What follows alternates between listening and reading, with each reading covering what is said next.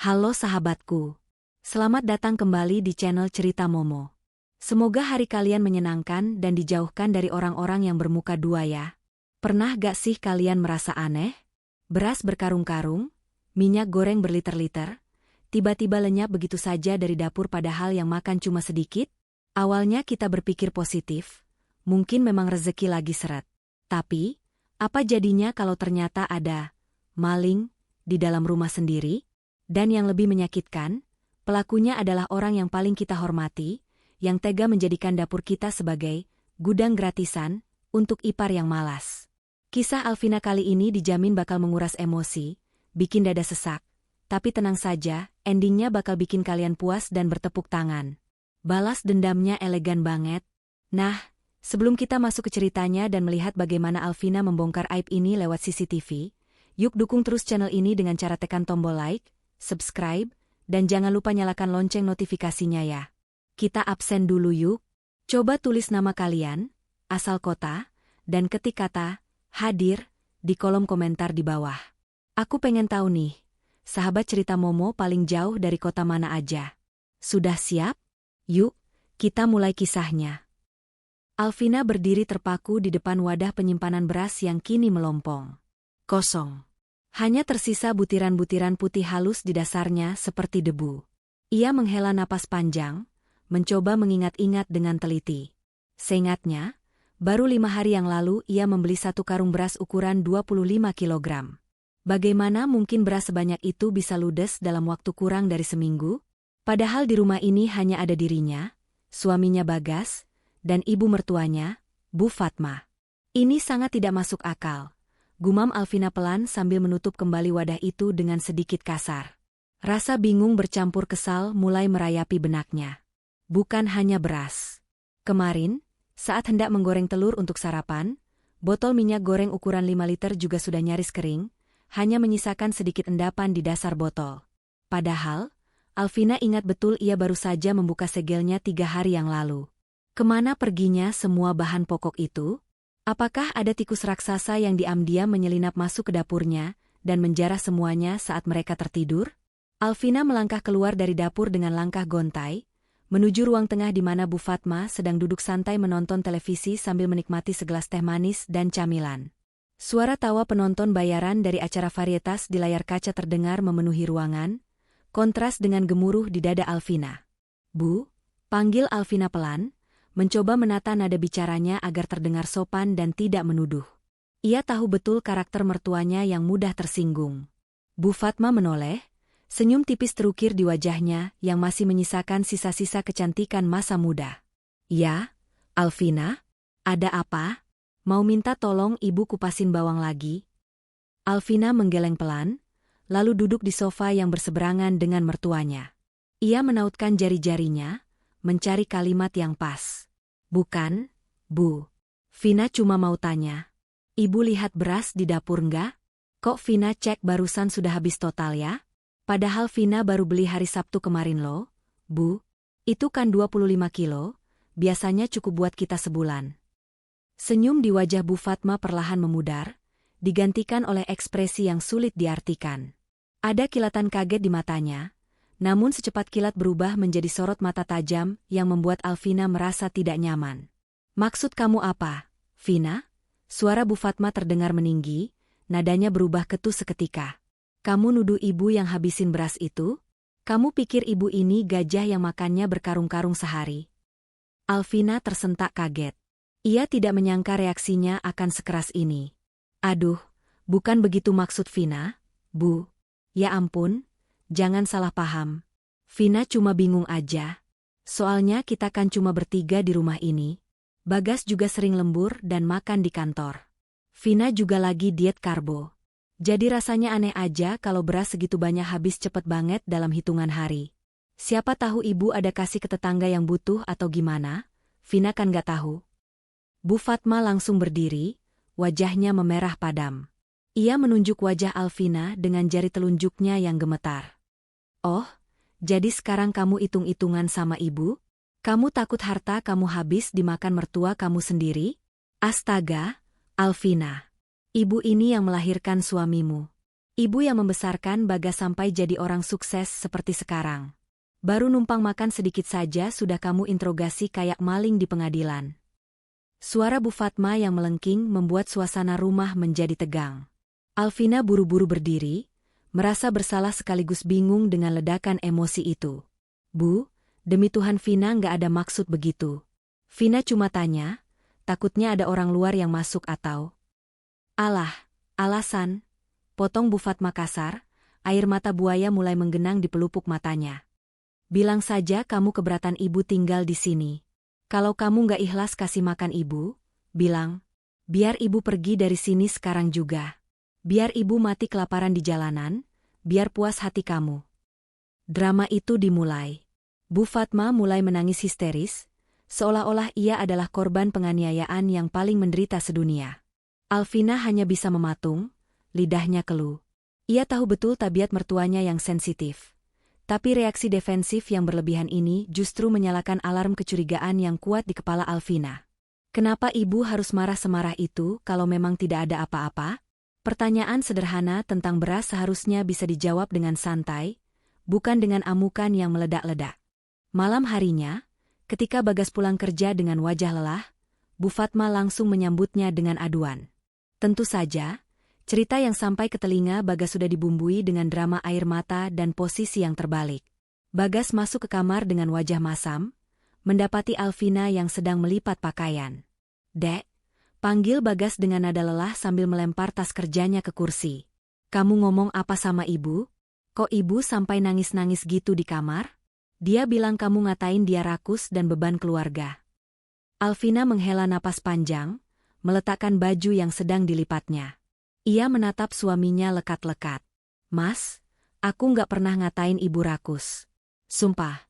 Aku cuma tanya, kenapa beras 25 kilo habis dalam 5 hari? Itu nggak wajar. Mas, minyak goreng 5 liter juga ludes dalam 3 hari. Gula pasir 2 kilo juga hilang. Logika matematikanya nggak masuk. Mas. Bagas memijat pelipisnya yang berdenyut. Dek, mungkin ibu memang lagi selera makan. Atau mungkin ibu masak buat acara pengajian tapi lupa bilang sama kamu. Namanya orang tua, kadang suka pikun atau lupa. Janganlah masalah beras doang diributin sampai bikin orang tua nangis. Gajiku kan cukup buat beli beras lagi. Jangan bikin ibu sedih, ya? Dia kan sendirian sejak bapak meninggal. Sensitif perasaannya. Selalu begitu. Alvina tahu Bagas adalah anak yang sangat berbakti.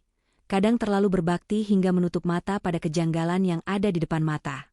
Bagas selalu menggunakan kartu, ibu sudah tua, atau ibu sendirian, untuk memaklumi segalanya. Mas, ini bukan masalah uang atau pelit. Sanggah Alvina lembut namun tegas. Tapi ini masalah kejujuran dan kewajaran. Kalau emang dimakan sendiri, nggak mungkin habis secepat itu, Mas. Perut manusia ada batasnya. Aku cuma takut. Takut apa? Potong Bagas cepat dengan nada sedikit tinggi. Takut ibu ngambil buat orang lain? Siapa? Tetangga? Saudara? Nggak mungkinlah, Dek. Ibu itu sayang banget sama kita. Nggak mungkin dia nyuri dari anaknya sendiri.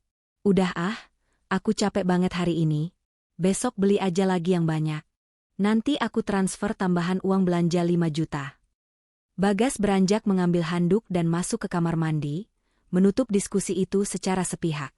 Alvina menatap pintu kamar mandi yang tertutup dengan perasaan berkecamuk. Hatinya tidak bisa tenang. Uang bukan masalah baginya. Alvina bekerja sebagai manajer di sebuah perusahaan swasta, gajinya cukup besar, bahkan lebih besar dari Bagas. Tapi ia tidak suka dibodohi. Ia tidak suka ada sesuatu yang disembunyikan di rumahnya sendiri. Intuisi istrinya berkata ada yang tidak beres. Keesokan harinya, Alvina mencoba bersikap biasa saja. Ia berangkat kerja seperti biasa setelah menyiapkan sarapan. Namun, pikirannya tetap tertuju ke rumah. Sepulang kerja, ia sengaja mampir ke supermarket, membeli beras lagi. Kali ini ia membeli 2 karung sekaligus. Ingin melihat seberapa cepat beras-beras ini akan menguap lagi. Saat Alvina tiba di rumah, ia melihat Bu Fatma sedang duduk di teras sambil menelepon seseorang. Suaranya pelan, setengah berbisik, wajahnya terlihat serius. Begitu melihat mobil Alvina masuk garasi, Bu Fatma buru-buru mematikan sambungan teleponnya dan menyembunyikan ponselnya di balik bantal kursi teras dengan gerakan kikuk. Vina sudah pulang. Sapa Bu Fatma dengan senyum manis yang terasa sangat dipaksakan. Sikap marahnya kemarin seolah hilang tak berbekas, berganti dengan keramahan yang mencurigakan. Iya, Bu, jawab Alvina datar sambil menurunkan belanjaan dari bagasi. Ibu tadi telepon siapa? Kok buru-buru dimatiin pas Vina datang? Oh, itu, telepon salah sambung. Nawarin asuransi, jawab Bu Fatma gugup. Matanya tidak berani menatap mata Alvina, tangannya sibuk merapikan taplak meja. Sini ibu bantu bawa belanjaannya. Nggak usah, Bu. Berat. Vina bisa sendiri, tolak Alvina halus namun tegas. Saat membawa beras melewati ruang tengah menuju dapur, hidung Alvina mencium bau masakan yang sangat familiar. Bau rendang yang kaya rempah. Wanginya semerbak memenuhi ruangan, membuat perut keroncongan. Namun, ketika ia meletakkan beras dan melihat ke meja makan, hanya ada sayur sop bening dan tempe goreng. Tidak ada rendang sama sekali. Ibu masak rendang? Tanya Alvina sambil mengendus udara. Enggak, jawab Bu Fatma cepat, terlalu cepat. Itu, mungkin bau masakan tetangga sebelah. Anginnya kan kencang, jadi baunya masuk ke sini. Alvina mengangguk pelan, pura-pura percaya. Tapi di dalam hatinya ia tertawa sinis. Ia tahu betul, tetangga sebelah rumahnya sedang pergi keluar kota sejak 2 hari lalu. Rumah itu kosong melompong. Dan bau rendang itu jelas berasal dari dapurnya sendiri, dari wajan yang kini sudah dicuci bersih dan digantung rapi, namun masih menyisakan aroma lemak sapi yang khas. Ada yang tidak beres. Sangat tidak beres. Malam itu, saat semua orang sudah tidur lelap, Alvina diam-diam bangun. Ia berjalan jinjit ke dapur, membuka pintu belakang dengan sangat hati-hati agar tidak menimbulkan suara. Ia memeriksa tempat sampah besar di halaman belakang.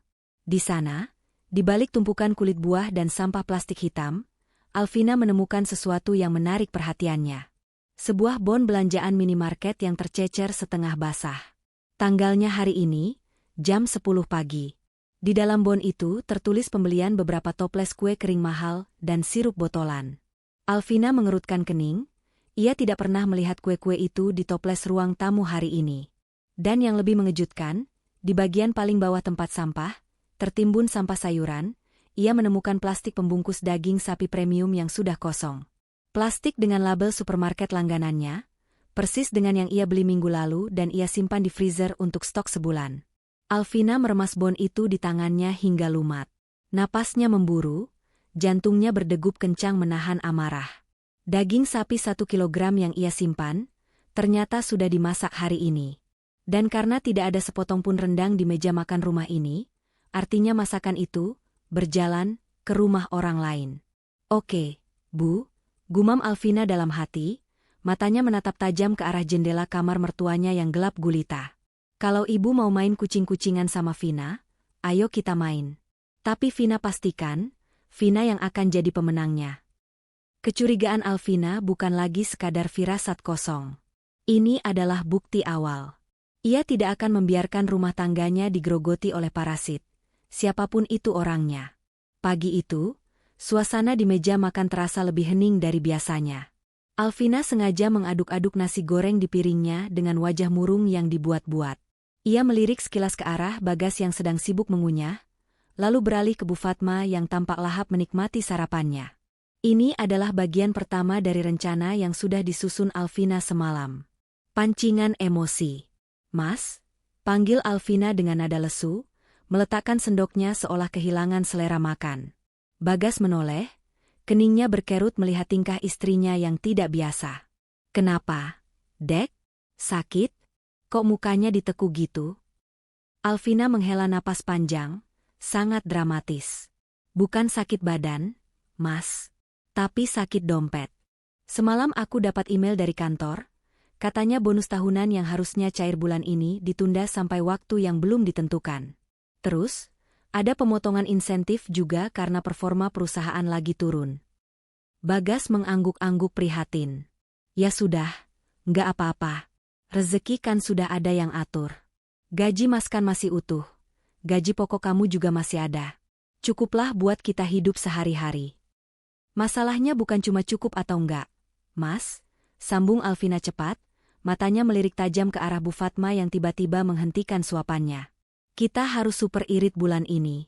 Anggaran belanja dapur terpaksa aku potong 50%. Jadi mulai hari ini, kita nggak bisa makan mewah-mewah dulu. Lauknya tahu tempe saja ya, daging atau ayam mungkin seminggu sekali aja. Loh? Seruan itu bukan datang dari Bagas, melainkan dari Bu Fatma. Sendok di tangan mertuanya itu berdenting keras beradu dengan piring. Wajah Bu Fatma tampak panik, matanya membelalak tidak percaya. Kok dipotong sampai setengah sih? Vin, mana cukup? Kamu kan tahu harga cabai lagi naik, beras mahal, minyak juga. Ya mau gimana lagi, Bu? Potong Alvina dengan wajah memelas. Kondisi keuangan lagi sulit. Kalau kita nggak irit, nanti bayar listrik sama air gimana? Vina yakin ibu pasti ngerti kan? Ibu kan paling bijaksana soal ngatur duit. Lagian kita cuma bertiga, makan tahu tempe juga sehat kok. Bu, kolesterol terjaga. Bu Fatma terdiam, bibirnya terkatup rapat menahan kekesalan. Wajahnya merah padam, tapi ia tidak bisa membantah argumen, keuangan sulit, tanpa terlihat egois di depan Bagas. Namun, Alvina bisa menangkap kegelisahan yang nyata di mata mertuanya. Itu bukan kegelisahan orang yang takut kelaparan, melainkan kegelisahan orang yang punya tanggungan tersembunyi. Jika jatah belanja dipotong, bagaimana nasib mulut-mulut lain yang selama ini diam-diam disuapi oleh Bu Fatma? Ya sudahlah, Bu, kata Bagas menengahi, tidak peka sama sekali terhadap ketegangan di antara dua wanita itu. Kita ikut aturannya Vina aja dulu. Hitung-hitung diet. Setelah sarapan yang canggung itu berakhir, Alvina berpamitan berangkat kerja. Namun, ia tidak benar-benar pergi ke kantor. Ia membelokkan mobilnya ke sebuah kedai kopi yang tak jauh dari kompleks perumahan. Ia duduk di sana, memantau jam tangan dengan gelisah. Ia menunggu waktu yang tepat. Waktu di mana biasanya rumah sepi dan tikus-tikus mulai beraksi. Jarum jam menunjukkan pukul 11 siang. Alvina memutuskan untuk bergerak. Ia melajukan mobilnya kembali ke rumah. Namun kali ini ia tidak memarkir mobilnya di dalam garasi. Ia memarkir mobilnya di jalanan depan rumah tetangga yang agak jauh, lalu berjalan kaki mengendap-endap menuju rumahnya sendiri. Jantungnya berdegup kencang, rasanya seperti sedang menjadi detektif dalam film kriminal. Bedanya penjahat yang ia incar adalah mertuanya sendiri. Saat Alvina membuka gerbang pagar dengan pelan, suasana rumah tampak lengang. Pintu depan tertutup rapat. Namun, instingnya menuntunnya untuk tidak masuk lewat pintu depan. Ia berjalan menyisir samping rumah, melewati jalan setapak kecil yang menuju ke area jemuran dan pintu dapur belakang. Langkah Alvina terhenti seketika saat ia mendengar suara gerendel pintu dapur dibuka. Ia bersembunyi di balik tembok samping, menahan napas. Pintu dapur terbuka. Sosok Bu Fatma muncul dengan tergesa-gesa. Mertuanya itu tidak mengenakan daster rumahan seperti biasanya, melainkan sudah rapi dengan kerudung instan, seolah siap menyambut tamu. Di kedua tangannya, Bu Fatma menenteng dua kantong plastik hitam besar yang terlihat sangat berat dan padat. Isinya menggembung, mencetak bentuk kotak-kotak kemasan di dalamnya. Alvina menyipitkan mata. Itu jelas bukan sampah. Sampah dapur bentuknya tidak seragam seperti itu, dan Bu Fatma terlihat sangat berhati-hati membawanya, seolah barang berharga. Mertuanya itu celingukan ke kanan dan ke kiri, memastikan situasi aman, lalu bergegas menuju celah pagar belakang yang tembus ke jalan tikus perkampungan di belakang kompleks. Ibu. Panggilan Alvina yang tiba-tiba membuat Bu Fatma melonjak kaget. Tubuh wanita parubaya itu tersentak hebat. Saking kagetnya, salah satu kantong plastik yang dipegangnya terlepas dan jatuh ke tanah dengan bunyi gedebuk yang cukup keras. Bunyi benda padat, bukan bunyi sampah. Bu Fatma berbalik dengan wajah pucat pasi, seolah baru saja melihat hantu di siang bolong. Napasnya tersengal, matanya bergerak liar mencari alasan. Ya ampun, Alvina, kamu ini bikin ibu jantungan saja. Bukannya kamu kerja? Kok jam segini sudah pulang? Alvina melangkah mendekat, tatapannya terhunus tajam ke arah kantong plastik hitam yang tergeletak di tanah. Vina, ada berkas ketinggalan, Bu. Itu ibu bawa apa? Kok berat banget kelihatannya? Mau kemana lewat pintu belakang? Bu Fatma dengan cepat menyambar kantong plastik yang jatuh itu, menyembunyikannya di balik punggungnya dengan gerakan kiku. Ini, sampah. Iya, ini sampah dapur. Bau banget, makanya ibu mau buang ke tong sampah besar di belakang kompleks, biar nggak bau di dalam rumah. Sampah. Alvina mengangkat sebelah alisnya, tersenyum miring. Tapi kok bunyinya kayak kaleng biskuit jatuh ya, Bu? Dan plastiknya bersih banget buat ukuran sampah dapur. Sini Vina bantu buangin, ibu kan capek kalau bawa berat-berat. Alvina mengulurkan tangannya, mencoba meraih kantong itu. Namun, Bu Fatma mundur selangkah dengan cepat, mendekap erat kantong-kantong itu seolah nyawanya bergantung di sana. Gak usah, tolak Bu Fatma dengan nada tinggi, keringat dingin mulai bercucuran di pelipisnya. Kamu ini kenapa sih maksa-maksa? Kamu kan pakai baju kerja, nanti kotor kena sampah busuk. Masuk sana, ambil berkasmu terus balik ke kantor. Jangan ngurusin kerjaan rumah, biar ibu yang urus. Sikap defensif itu semakin memperjelas segalanya. Alvina bisa saja memaksa merebut kantong itu dan merobeknya sekarang juga untuk membongkar isinya. Isinya pasti beras, gula, minyak, dan stok makanan lain yang baru dibeli Alvina kemarin. Namun, Alvina menahan diri. Jika ia membongkarnya sekarang, Bu Fatma pasti akan menangis lagi, memutarbalikan fakta, dan nanti malam Bagas akan kembali menyalahkannya karena membuat ibunya histeris. Tidak, ini belum waktunya skakmat. Alvina butuh bukti yang tidak bisa disangkal. Bukti visual yang tak terbantahkan. Oke kalau ibu nggak mau dibantu, kata Alvina dengan nada tenang yang menakutkan. Ia menurunkan tangannya. Vina masuk dulu ya, Bu. Hati-hati buang sampahnya, jangan sampai ada yang jatuh di jalan. Sayang kalau sampah semahal itu berceceran. Alvina menekankan kata sampah dan mahal dengan intonasi penuh arti, lalu berbalik badan melenggang masuk ke dalam rumah lewat pintu dapur yang masih terbuka. Ia sempat melirik sekilas, melihat Bu Fatma masih berdiri gemetar di tempatnya, wajahnya antara lega karena tidak ketahuan, tapi juga ketakutan karena sindiran Alvina. Di dalam kamar, Alvina tidak mencari berkas apapun. Ia berdiri di depan cermin, menatap pantulan dirinya sendiri dengan tekad membara. Hari ini ia sudah melihat dengan mata kepalanya sendiri. Modusnya sudah terbaca. Bu Fatma menyelundupkan barang lewat pintu belakang di jam-jam sepi. Alvina mengambil ponselnya, membuka aplikasi belanja online. Ia mengetik kata kunci di kolom pencarian, CCTV mini tersembunyi koneksi HP. Tunggu tanggal mainnya, Bu, desis Alvina pelan. Mulai besok, setiap butir beras yang keluar dari rumah ini akan tercatat, dan ibu nggak akan bisa lari dari kenyataan lagi. Sandiwara makan siang ini mungkin dimenangkan oleh Bu Fatma, karena ia berhasil meloloskan barang curiannya hari ini. Tapi perang yang sesungguhnya baru saja dimulai. Alvina tidak akan lagi bertanya. Ia akan membiarkan teknologi yang berbicara.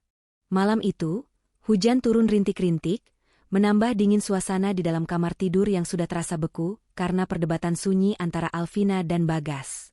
Bagas sudah berbaring memunggungi Alvina, menarik selimut hingga sebatas dada, tanda ia enggan melanjutkan diskusi.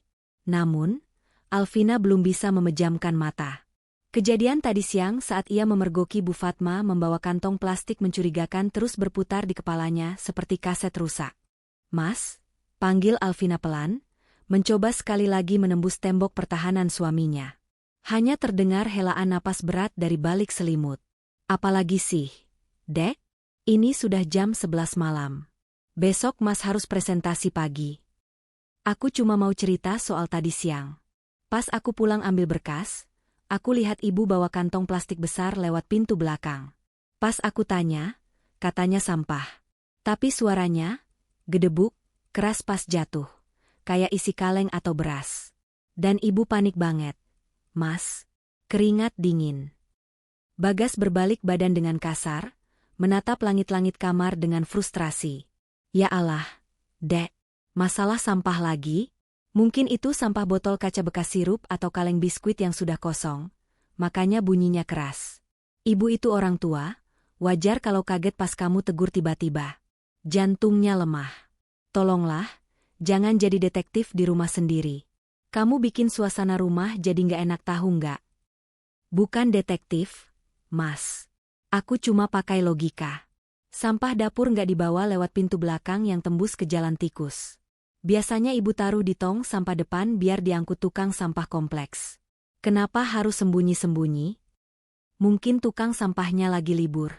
Atau ibu mau kasih sisa makanan buat kucing liar di belakang kompleks. Ibu kan penyayang binatang.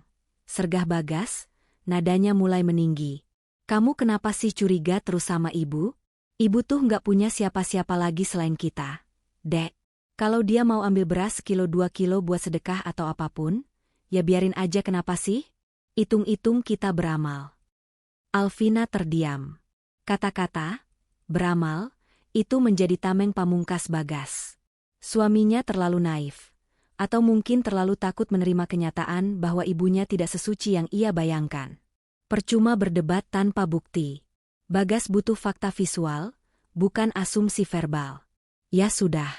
Maaf kalau aku bikin Mas kepikiran. Tidurlah, ucap Alvina akhirnya, mematikan lampu nakas di sampingnya.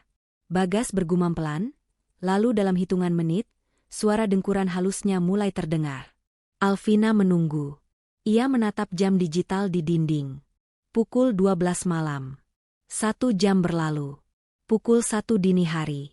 Alvina bangun perlahan. Sangat pelan agar perkasur tidak berdecit. Ia mengambil sebuah kotak kecil yang tadi sore ia sembunyikan di dalam lemari pakaiannya, di balik tumpukan handuk. Paket yang ia pesan lewat layanan instan kurir sebelum Bagas pulang kantor. Dengan langkah seringan kapas, Alvina keluar dari kamar. Rumah gelap gulita, hanya diterangi cahaya lampu jalan yang remang-remang menembus ventilasi. Ia berjalan menuju ruang tengah, melewati kamar Bu Fatma. Pintu kamar mertuanya tertutup rapat. Alvina menempelkan telinganya sebentar di daun pintu, memastikan tidak ada pergerakan di dalam sana. Hening. Aman. Alvina melangkah menuju dapur, jantung operasi rahasianya malam ini. Ia membuka kotak paket itu dengan bantuan cahaya senter dari ponselnya. Isinya adalah 3 unit kamera CCTV mini nirkabel berukuran sangat kecil, hampir tak terlihat jika tidak diperhatikan dengan seksama. Kamera ini dilengkapi sensor gerak, perekam suara, dan bisa dipantau real-time lewat aplikasi di ponselnya. Baterainya tahan lama dan terkoneksi langsung ke Wi-Fi rumah. Target pertama, dapur. Alvina menarik kursi makan, memanjatnya dengan hati-hati. Ia memilih sudut strategis di atas lemari gantung dapur, kitchen set. Di sana, ada tumpukan toples-toples kosong yang jarang disentuh. Alvina menyelipkan satu kamera kecil itu di antara celah toples. Lensa kameranya mengarah sempurna ke seluruh area dapur, terutama ke arah tempat penyimpanan beras dan sembako. Sudut pandangnya luas, tidak ada yang bisa mengambil sebutir gula pun tanpa terekam oleh mata lensa ini. Target kedua, pintu belakang. Ini area krusial. Alvina turun dari kursi, lalu berpindah ke dekat pintu yang menghubungkan dapur dengan halaman belakang. Di sana ada sebuah rak sepatu tua tempat menaruh sandal jepit. Di atas rak itu, ada hiasan dinding berupa jam tua yang sudah mati tapi malas diturunkan. Alvina tersenyum. Tempat persembunyian yang sempurna. Ia menempelkan kamera kedua di bagian bawah bingkai jam tersebut, sedikit tersembunyi namun lensanya menyorot langsung ke arah gagang pintu dan siapa saja yang keluar masuk lewat sana. Keringat dingin mulai menetes di pelipis Alvina. Jantungnya berpacu lebih cepat daripada saat ia presentasi di depan direksi. Ketakutan akan ketahuan membuat adrenalinnya memuncak. Jika Bu Fatma terbangun sekarang dan melihatnya sedang memanjat-manjat di dapur tengah malam, habislah sudah. Sandiwara akan terbongkar sebelum dimulai. Tiba-tiba, terdengar suara, krek. Alvina membeku di atas kursi saat sedang mengecek posisi kamera ketiga. Suara itu berasal dari arah kamar mandi tamu yang letaknya tak jauh dari dapur. Ia mematikan senter ponselnya seketika, menahan napas dalam kegelapan total. Langkah kaki terseret terdengar mendekat. Itu langkah kaki Bu Fatma yang khas. Mertuanya itu punya kebiasaan terbangun tengah malam untuk buang air kecil. Alvina merapatkan tubuhnya ke dinding samping kulkas, berharap bayangan besar kulkas itu bisa menyembunyikannya. Pintu kamar mandi terbuka, cahaya lampu kamar mandi menyala, membelah kegelapan dapur sejenak. Bu Fatma keluar dengan mata setengah terpejam, menguap lebar, lalu berjalan gontai menuju dispenser air minum yang letaknya hanya 2 meter dari tempat Alvina bersembunyi. Jantung Alvina rasanya mau copot. Ia bisa mendengar suara air mengucur ke dalam gelas. Gluk, gluk, gluk. Bu Fatma minum dengan tenang. Jika mertuanya itu menoleh sedikit saja ke kanan, ia akan melihat Alvina yang sedang meringkuk kaku di samping kulkas seperti pencuri. Hah? Bu Fatma mendesah lega setelah minum, meletakkan gelas, lalu berbalik badan. Alvina memejamkan mata, berdoa dalam hati. Jangan nengok, masuk kamar lagi, tolong masuk kamar lagi. Doanya terkabul. Bu Fatma, yang masih setengah sadar karena kantuk, langsung berjalan kembali menuju kamarnya tanpa memeriksa keadaan sekitar. Suara pintu kamar ditutup kembali menjadi musik terindah yang pernah didengar Alvina malam itu. Alvina merosot lemas ke lantai, menghembuskan napas panjang yang sedari tadi ia tahan. Kakinya gemetar. Hampir saja. Setelah menenangkan diri sejenak, Alvina memasang kamera ketiga. Kamera terakhir ini ia pasang di ruang tengah, diselipkan di sela-sela buku di rak TV. Tujuannya untuk memantau pergerakan dari kamar Bu Fatma menuju dapur. Ia ingin melihat ekspresi wajah mertuanya sebelum dan sesudah melakukan aksinya. Selesai. 3 mata-mata digital sudah terpasang pada posisinya. Alvina kembali ke kamar tidur dengan perasaan campur aduk. Antara lega karena misi berhasil, dan takut menghadapi kebenaran yang akan terungkap besok. Ia naik ke atas kasur, menarik selimut, dan membuka aplikasi CCTV di ponselnya untuk pengecekan terakhir. Layar ponselnya menampilkan 3 kotak visual yang jernih meski dalam mode malam, night vision. Kamera 1, dapur terlihat jelas, karung beras yang baru dibelinya tadi sore terlihat menggoda di sudut ruangan. Kamera 2, pintu belakang terlihat sunyi. Kamera 3, ruang tengah hening. Sekarang, tidak ada lagi kata, mungkin, atau prasangka. Mas, bisik Alvina dalam hati sambil menatap punggung suaminya yang masih terlelap. Mulai besok, kita akan nonton film dokumenter tentang kemana perginya uang belanja kita. Alvina meletakkan ponselnya di bawah bantal. Ia merasa seperti seorang jenderal yang baru saja selesai memasang ranjau di medan perang. Ia tahu, ledakan itu akan segera terjadi, dan korban pertamanya mungkin adalah kepercayaan suaminya terhadap ibunya sendiri. Tapi ini harus dilakukan. Demi kewarasan, dan demi menghentikan parasit yang menggerogoti rumah tangganya dari dalam. Alvina memejamkan mata, siap menyambut pagi yang akan membawa bukti. Jam dinding di kantor menunjukkan pukul 10:45.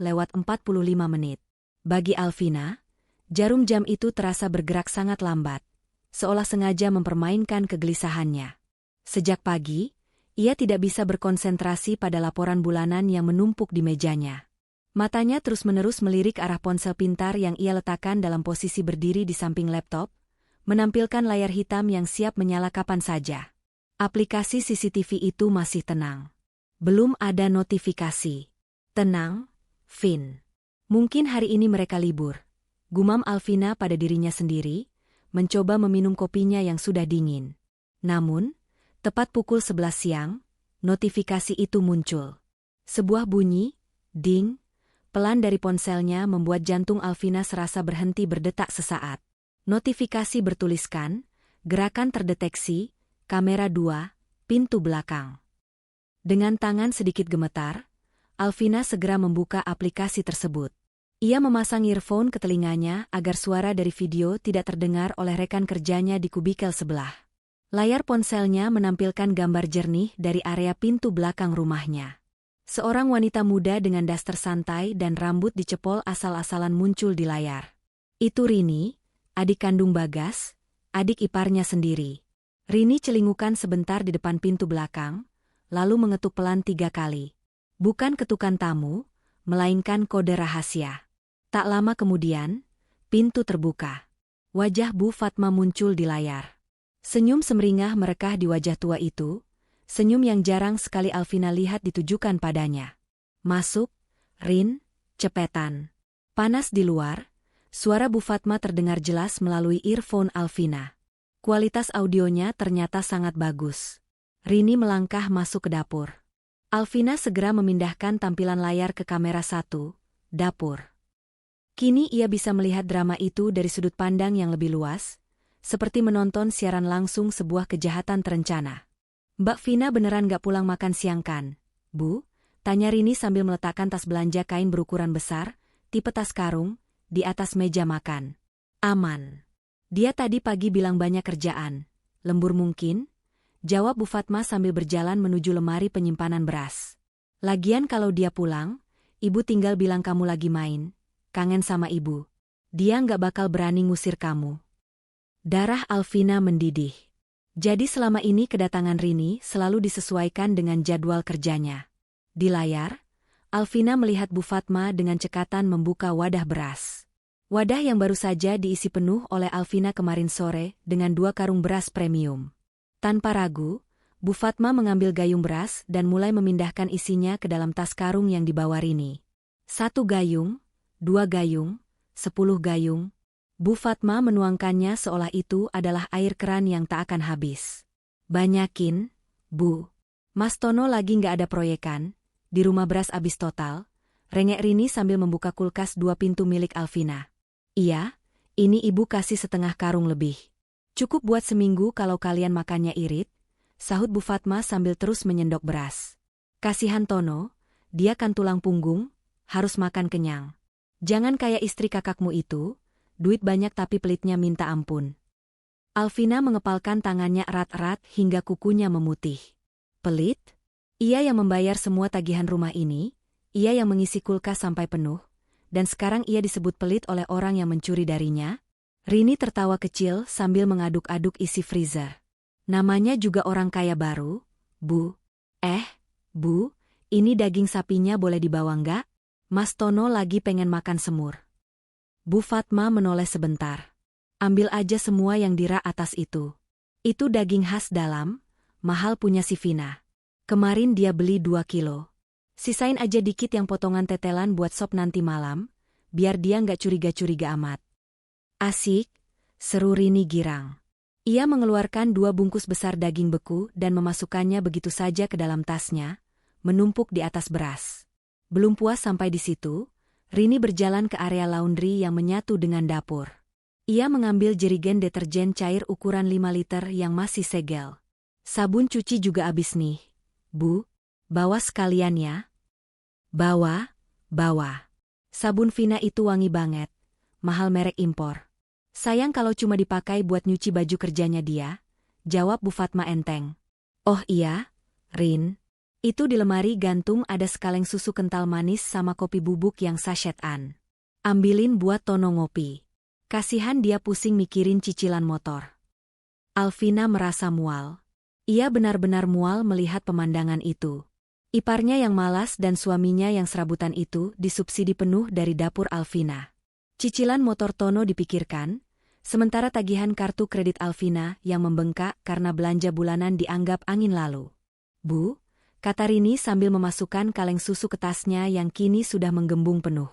Mbak Vina nggak curiga emang barangnya abis mulu. Bu Fatma tertawa meremehkan. Tawa yang membuat hati Alvina hancur berkeping-keping. Alah, dia itu gampang dibodohin. Kemarin sempat nanya, ibu marahin aja balik, ibu nangis-nangis dikit bilang dia durhaka, langsung diam dia. Suamimu si Bagas juga pasti bela ibu. Kamu tenang aja, selama ada ibu di rumah ini, dapur kamu aman. Makasih ya, Bu. Ibu emang pahlawan Rini, ucap Rini manja, memeluk ibunya sekilas. Ya iyalah, kalian kan anak ibu. Uang Bagas itu uang ibu juga, uang istrinya juga harusnya jadi rezeki kita. Udah sana pulang, takut Vina mendadak pulang kayak kemarin. Lewat belakang lagi ya. Oke, Bu. Rini mengangkat tas karung itu dengan susah payah karena berat, lalu menyelinap keluar lewat pintu belakang. Bu Fatma menutup pintu, menguncinya kembali, lalu dengan santai mengambil sapu. Ia menyapu butiran beras yang tercecer di lantai, menghilangkan jejak kejahatan itu dalam hitungan detik. Setelah bersih, Bu Fatma kembali duduk di depan TV, menyalakan sinetron siang, seolah-olah ia adalah mertua paling alim sedunia.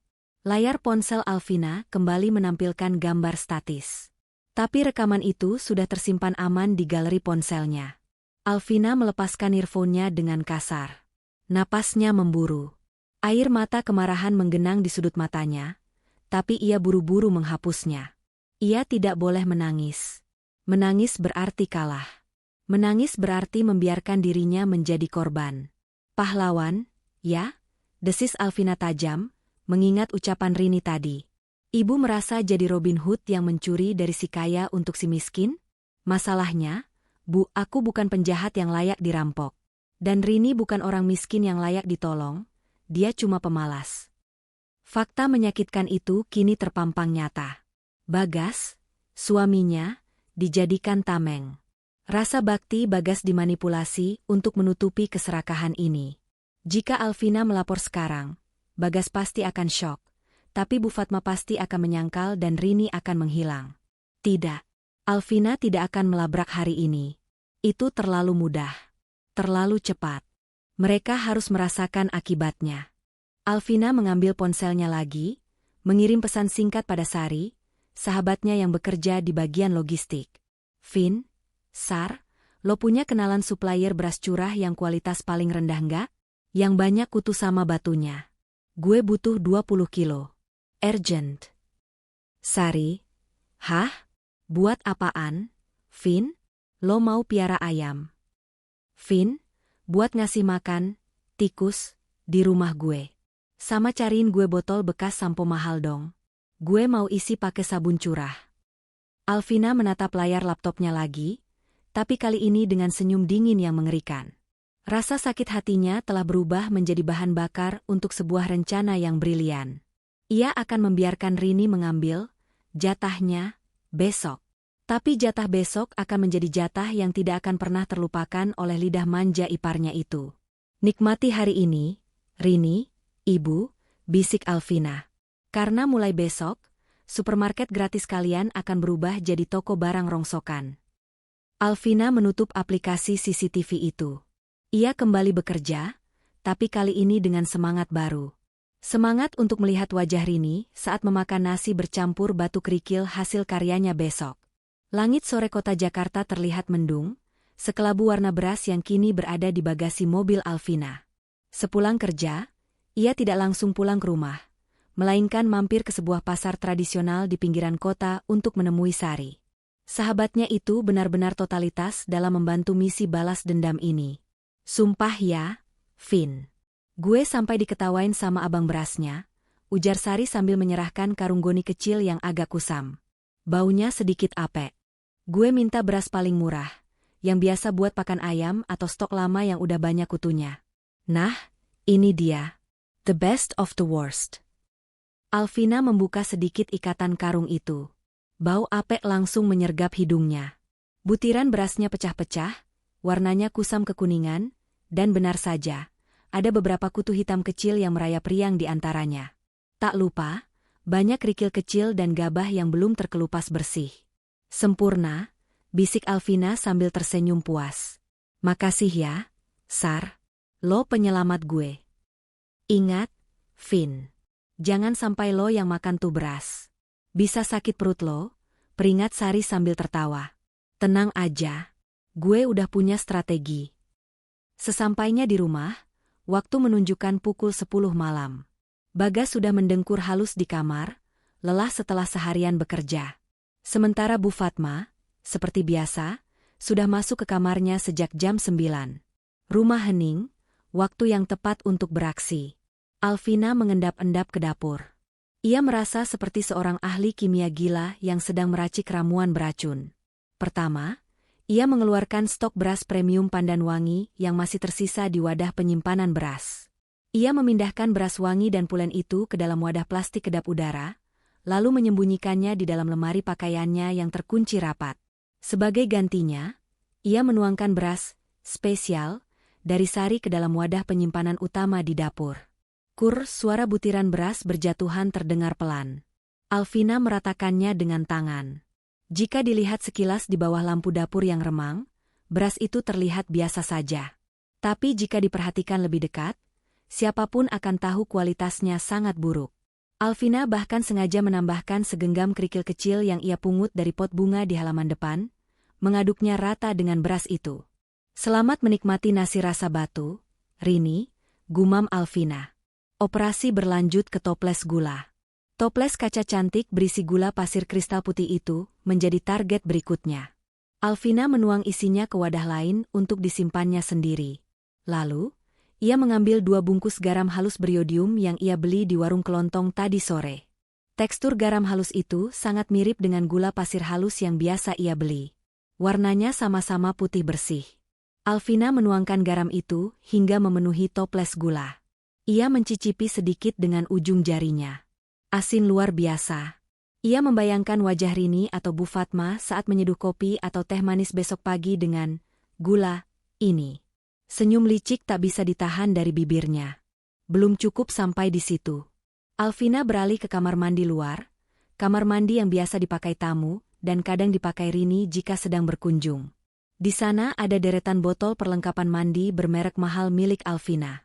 Sampo anti hair fall seharga ratusan ribu, sabun mandi cair dengan ekstrak susu domba, dan kondisioner impor. Alvina membawa botol-botol itu ke dapur. Ia menuangkan isi aslinya ke dalam botol air mineral kosong, untuk ia pakai sendiri nanti. Kemudian, ia mengisi botol sampo mahal itu dengan sabun cuci piring cair yang dicampur sedikit air agar kekentalannya pas. Warnanya hijau bening, mirip dengan varian sampo herbal. Baunya memang agak beda, jeruk nipis menyengat, tapi Alvina yakin orang yang serakah tidak akan terlalu memperhatikan detail saat sedang terburu-buru menjarah. Untuk sabun mandi cair yang creamy, Alvina menggantinya dengan sabun colek ekonomi yang ia cairkan dengan air panas, hingga teksturnya mengental seperti body wash. Baunya sabun colek murahan sangat khas. Tapi jika sudah masuk ke dalam botol mewah, persepsi orang bisa berubah. Terakhir, Alvina membuka kulkas. Ia melihat ada sebungkus daging sapi khas dalam yang baru dibelinya kemarin. Sayang sekali jika daging semahal ini dimakan oleh para benalu. Alvina mengambil daging itu, lalu menggantinya dengan daging tetelan penuh lemak dan urat yang ia beli di pasar tadi sore.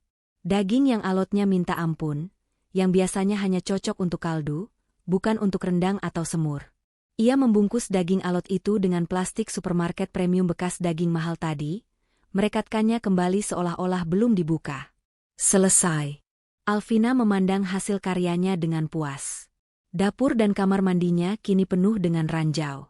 Barang-barang, sampah, itu telah menyamar sempurna dalam kemasan mewah. Keesokan paginya, Alvina bangun lebih awal. Ia memasak nasi goreng untuk sarapan Bagas dan Bu Fatma. Tentu saja, ia menggunakan beras premium simpanannya sendiri yang ia ambil diam-diam dari kamar, bukan beras kutu yang ada di wadah dapur. Ia juga membuatkan teh manis untuk mereka menggunakan gula asli simpanannya. Saat sarapan, Alvina memancing pembicaraan. Bu, beras di wadah sudah Vina isi penuh lagi ya tadi malam. Vina beli yang karungan besar sekalian biar awet. Ujar Alvina dengan nada riang sambil menyendokkan nasi goreng ke piring Bagas. Gula sama sabun-sabun juga udah Vina, refill, semua. Jadi ibu nggak perlu khawatir kehabisan stok kalau mau masak. Mata Bu Fatma langsung berbinar. Umpan dimakan. Oh ya? Wah, rajin banget mantu ibu. Puji Bu Fatma, senyumnya merekah lebar. Senyum yang penuh arti. Di kepalanya pasti sudah terbayang wajah Rini yang senang mendapat stok baru. Nanti ibu cek deh. Kamu emang istri yang sigap, Vin? Iya dong, Bu. Mumpung ada diskon besar kemarin. Tambah Alvina. Oh ya, daging sapi yang di kulkas juga kualitas impor loh, Bu. Empuk banget katanya. Iya. Nanti ibu masak kalau sempat. Jawab Bu Fatma cepat. Matanya melirik sekilas ke arah dapur, seolah tak sabar ingin segera mengirimkan paket itu ke anak kesayangannya. Alvina berangkat kerja dengan hati yang jauh lebih ringan dari biasanya. Ia seperti meninggalkan bom waktu yang siap meledak. Sesampainya di kantor, Alvina tidak sabar menunggu jam makan siang. Tepat pukul 11, notifikasi dari ponselnya kembali berbunyi. Gerakan terdeteksi, kamera 2, pintu belakang. Alvina segera memasang earphone, dan membuka aplikasi CCTV. Seperti dejavu, Rini kembali datang. Kali ini ia memakai kemeja agak bagusan. Mungkin mau pergi arisan setelah mengambil jatah. Bu, cepetan dong. Tono udah nunggu di depan gang, desak Rini saat masuk ke dapur. Sabar, Rin. Ini rezeki nomplok, seru Bu Fatma antusias. Si Vina baru belanja besar lagi semalam. Katanya berasnya banyak, daging impor, sabun mahal juga diisi ulang semua. Dasar perempuan boros, untung buat kita. Di layar ponsel, Alvina melihat Bu Fatma dengan semangat 45 menyendokkan beras ape penuh kutu dan batu itu ke dalam tas belanja Rini. Karena pencahayaan dapur yang agak kuning dan semangat menjarah yang menggebu, mereka sama sekali tidak menyadari warna beras yang kusam itu. Wah, mantap nih Bu. Tono pasti seneng, beras di rumah emang udah habis total, kata Rini girang. Nih, gulanya juga ambil sekalian 1 toples. Ibu males mindahin ke plastik, kata Bu Fatma sambil menyerahkan toples berisi garam halus. Berat banget, Bu. Tapi nggak apa-apa deh, gula mahal nih pasti, putih banget, komentar Rini sambil memasukkan toples itu. Lalu adegan berlanjut ke penjarahan sabun dan daging. Rini mengambil botol sampo dan sabun cair, mewah, itu tanpa curiga sedikit pun. Ia juga menyambar bungkusan daging, impor, yang sebenarnya adalah tetelan alot. Udah, itu aja dulu. Berat banget ini tasnya, keluh Rini, tapi wajahnya berseri-seri.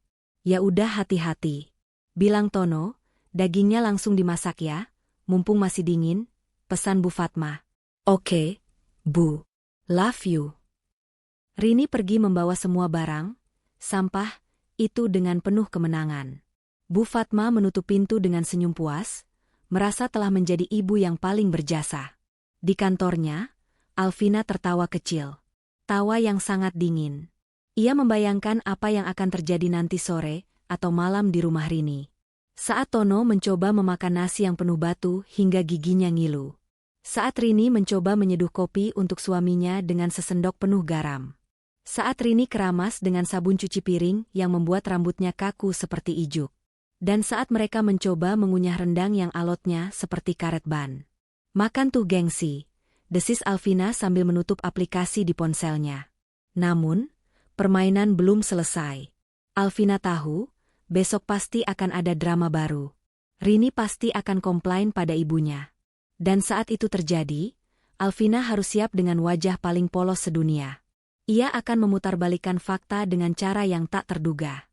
Jebakan fisik sudah berhasil, sekarang tinggal menunggu ledakan psikologisnya. Keesokan harinya, suasana di kantor Alvina terasa jauh lebih menyenangkan dari biasanya. Bukan karena beban pekerjaan yang berkurang, melainkan karena ia memiliki tontonan hiburan yang sangat dinanti-nantikan di layar ponselnya. Saat jam istirahat tiba, Alvina buru-buru menyumbat telinganya dengan earphone dan membuka aplikasi CCTV. Benar saja, ada rekaman baru yang terdeteksi pada pukul 10 pagi. Di layar, pintu belakang dapur terbuka dengan kasar. Rini masuk dengan langkah menghentak-hentak, wajahnya merah pada menahan amarah. Penampilannya sangat kacau. Rambutnya yang biasanya dicatok lurus kini terlihat mengembang kaku, kering, dan mencuat ke sana kemari seperti sapu ijuk yang baru dipakai menyapu halaman. "Ibu," teriak Rini tanpa salam. Suaranya melengking memenuhi dapur. Bu Fatma yang sedang memotong sayuran terlonjak kaget. "Astaga, Rini, kamu kenapa teriak-teriak? Datang bukannya salah malah ngamuk." Rini membanting tas belanja kain, tas yang sama yang ia bawa kemarin dengan penuh kemenangan, ke atas meja makan. Bunyi gedebuk keras terdengar, diikuti suara kaleng dan botol beradu. "Ibu yang kenapa?" Rini menunjuk-nunjuk wajah ibunya sendiri dengan tidak sopan. "Ibu mau ngeracunin aku sama Mas Tono ya? Ibu bilang itu barang-barang mahal punya Mbak Vina. Mana buktinya? Itu sampah semua, Bu."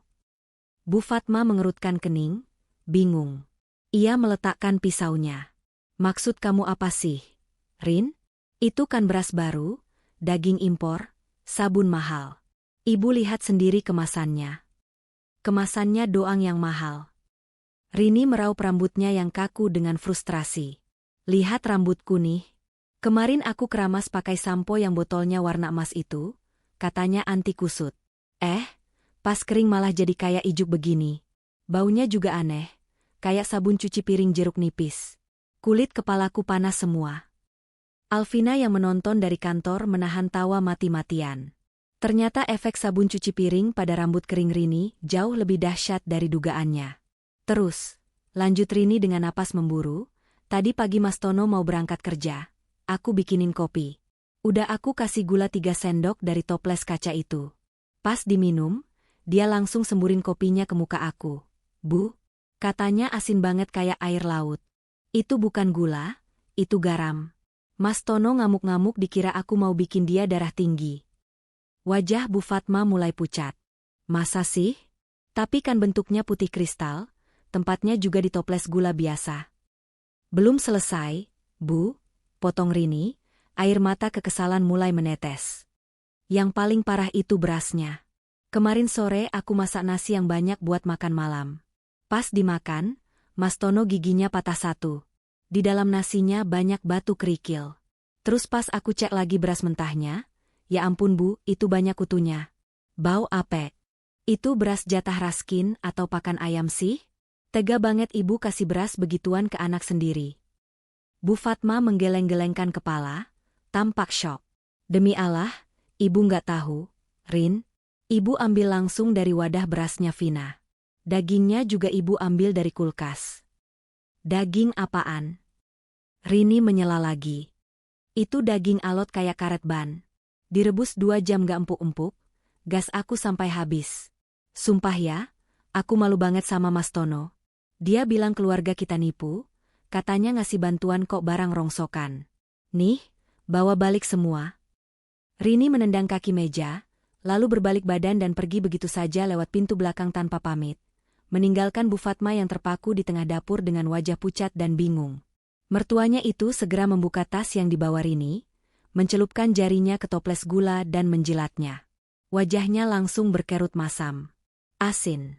Alvina menutup aplikasi di ponselnya dengan senyum puas. Babak 1 selesai. Sekarang giliran babak 2, konfrontasi langsung. Sore harinya, Alvina pulang ke rumah dengan wajah ceria yang dibuat-buat. Ia membawa sekotak martabak manis kesukaan mertuanya sebagai pelicin. Begitu ia melangkah masuk ke ruang tengah, atmosfer dingin langsung menyambutnya. Bu Fatma duduk di sofa dengan tangan bersedekap, wajahnya ditekuk, matanya menatap tajam ke arah Alvina. Assalamualaikum, Bu. Wah, kok gelap? Vina bawain martabak nih, sapa Alvina ramah sambil meletakkan kotak martabak di meja. Bu Fatma tidak menjawab salam. Ia langsung berdiri dan menatap menantunya dengan tatapan menuduh. Vina, kamu jujur sama ibu. Kamu beli beras di mana kemarin? Alvina pura-pura kaget. Loh, kok nanyanya gitu, Bu? Ya di supermarket langganan biasalah. Kenapa emangnya? Bohong, sentak Bu Fatma. Ibu tadi cek beras di dapur, baunya apek. Banyak batunya. Kutunya jalan-jalan. Kamu mau kasih makan suami sama mertuamu beras sampah begitu? Kamu sengaja ya beli yang murah biar irit? Padahal gaji kamu besar. Alvina mengerutkan kening, memasang ekspresi bingung yang sangat meyakinkan. Masa sih, Bu? Perasaan Vina beli yang paling bagus kok, yang pandan wangi super. Coba deh kita cek. Alvina berjalan santai menuju dapur, diikuti Bu Fatma yang masih emosi. Alvina membuka wadah beras yang memang sudah ia isi dengan beras busuk racikannya. Ia mengambil segenggam, menciumnya, lalu wajahnya berubah menjadi pura-pura kaget. Loh, kok jadi begini? Alvina membolak-balik beras di tangannya. Aneh banget. Padahal karungnya Vina buang kemarin tulisannya premium. Apa Vina ditipu tokonya ya? Ya pasti kamu cari yang diskonan kan makanya dapat yang busuk. Tuduh Bu Fatma lagi. Terus gula. Itu di toples isinya garam. Tadi ibu mau bikin teh, rasanya asin semua. Kamu mau ibu mati kena darah tinggi. Alvina menepuk jidatnya. Astaga, masa sih Bu? Ya ampun, maaf banget. Mungkin Vina salah tuang kemarin pas refill, soalnya bungkusnya mirip. Vina kan buru-buru. Maaf ya, Bu. Namanya juga manusia, bisa salah. Bu Fatma mendengus kesal, merasa di atas angin karena Alvina mengakui kesalahannya. Makanya kalau kerja itu yang teliti. Jangan cuma mikirin kantor terus. Urusan dapur jadi berantakan. Terus itu sampo kamu. Katanya mahal, kok baunya kayak sabun cuci piring? Bikin rambut kaku. Alvina menahan senyum mendengar detail komplain itu. Pertanyaannya adalah, kenapa ibu tahu rambut jadi kaku? Apakah ibu keramas pakai sampo Vina? Atau, ada orang lain yang melapor ke ibu? Ibu pakai sampo Vina? Tanya Alvina polos. Wah, maaf Bu, mungkin itu produk palsu. Sekarang kan banyak pemalsuan. Nanti Vina buang deh. Tepat saat itu, suara mobil Bagas terdengar memasuki garasi. Bagas pulang. Bu Fatma langsung mengubah ekspresinya menjadi wajah yang paling menderita. Ini adalah momen yang ditunggu-tunggu Bu Fatma untuk mengadu. Begitu Bagas masuk, Bu Fatma langsung menghampiri anaknya sambil merengek. Gas, lihat istrimu itu. Masa dia beli beras busuk banyak kutunya buat kita makan? Gula diganti garam. Ibu tadi mau masak jadi nggak bisa. Hampir aja ibu muntah minum teh asin. Bagas menatap Alvina dengan tatapan bertanya dan lelah. Dek? Benar kata ibu? Alvina menarik napas panjang, lalu tersenyum tenang. Mas, Bu sabar dulu. Vina juga bingung nih. Soalnya. Alvina menjeda kalimatnya, lalu berjalan menuju Magicom, penanak nasi, yang ada di meja makan. Tadi pagi kita sarapan nasi goreng kan? Tanya Alvina pada Bagas. Iya, jawab Bagas singkat. Mas Bagas makan nasinya enak enggak? Ada batunya enggak? Bau ape enggak? Tanya Alvina lagi. Bagas mengingat-ingat. Enggak sih. Enak-enak aja. Pulen kok. Tadi pagi aku malah nambah. Alvina beralih menatap Bu Fatma. Ibu juga tadi pagi sarapan nasi goreng buatan Vina kan? Enak kan, Bu? Ibu habis 1 piring loh. Bu Fatma terdiam, matanya berkedip-kedip bingung. Ia tidak bisa menyangkal karena memang sarapan tadi pagi rasanya enak. Ya, tadi pagi sih enak. Tapi... Nah, potong Alvina cepat. Kalau nasi yang kita makan tadi pagi enak, pulen, dan wangi berarti beras yang Vina masak tadi pagi itu beras bagus dong? Beras yang ada di dapur. Alvina membuka tutup Magicom, di dalamnya masih ada sisa nasi putih hangat yang ia masak sepulang kerja tadi. Menggunakan beras simpanan pribadinya yang bagus, bukan beras di wadah dapur. Aromanya wangi menguar ke udara. Coba ibu cicip ini. Alvina menyodorkan sendok berisi nasi hangat ke mulut Bagas. Bagas mengunyahnya. Enak kok, Bu. Wangi. Nggak ada batunya. Alvina tersenyum manis, senyum yang mematikan. Ia menatap mertuanya lekat-lekat. Jadi aneh ya, Bu? Nasi yang kita makan di rumah ini, yang dimasak dari dapur ini, rasanya enak semua. Tapi kok ibu bilang beras di wadah itu busuk, banyak kutu, dan ada batunya? Ibu tahu dari mana beras itu ada batunya kalau nasi yang ibu makan di rumah ini baik-baik saja? Skakmat. Wajah Bu Fatma pucat pasi. Ia terjebak dalam permainannya sendiri. Jika ia bersikeras bahwa beras itu banyak batunya, ia harus menjelaskan siapa yang memakan nasi batu itu. Karena faktanya, orang rumah, Bagas dan dirinya, makan nasi yang enak. Satu-satunya orang yang makan nasi batu adalah Rini. Tapi jika ia menyebut nama Rini, berarti ia mengakui telah memberikan beras itu kepada Rini. Mulut Bu Fatma terbuka dan tertutup seperti ikan mas koki yang kekurangan oksigen. Ia tidak bisa menjawab. Keringat dingin mulai mengalir di pelipisnya. Mungkin yang bagian atas wadah itu bagus, tapi yang bawahnya busuk. Vin, kilah Bu Fatma terbata-bata, mencoba mencari alasan yang tidak masuk akal.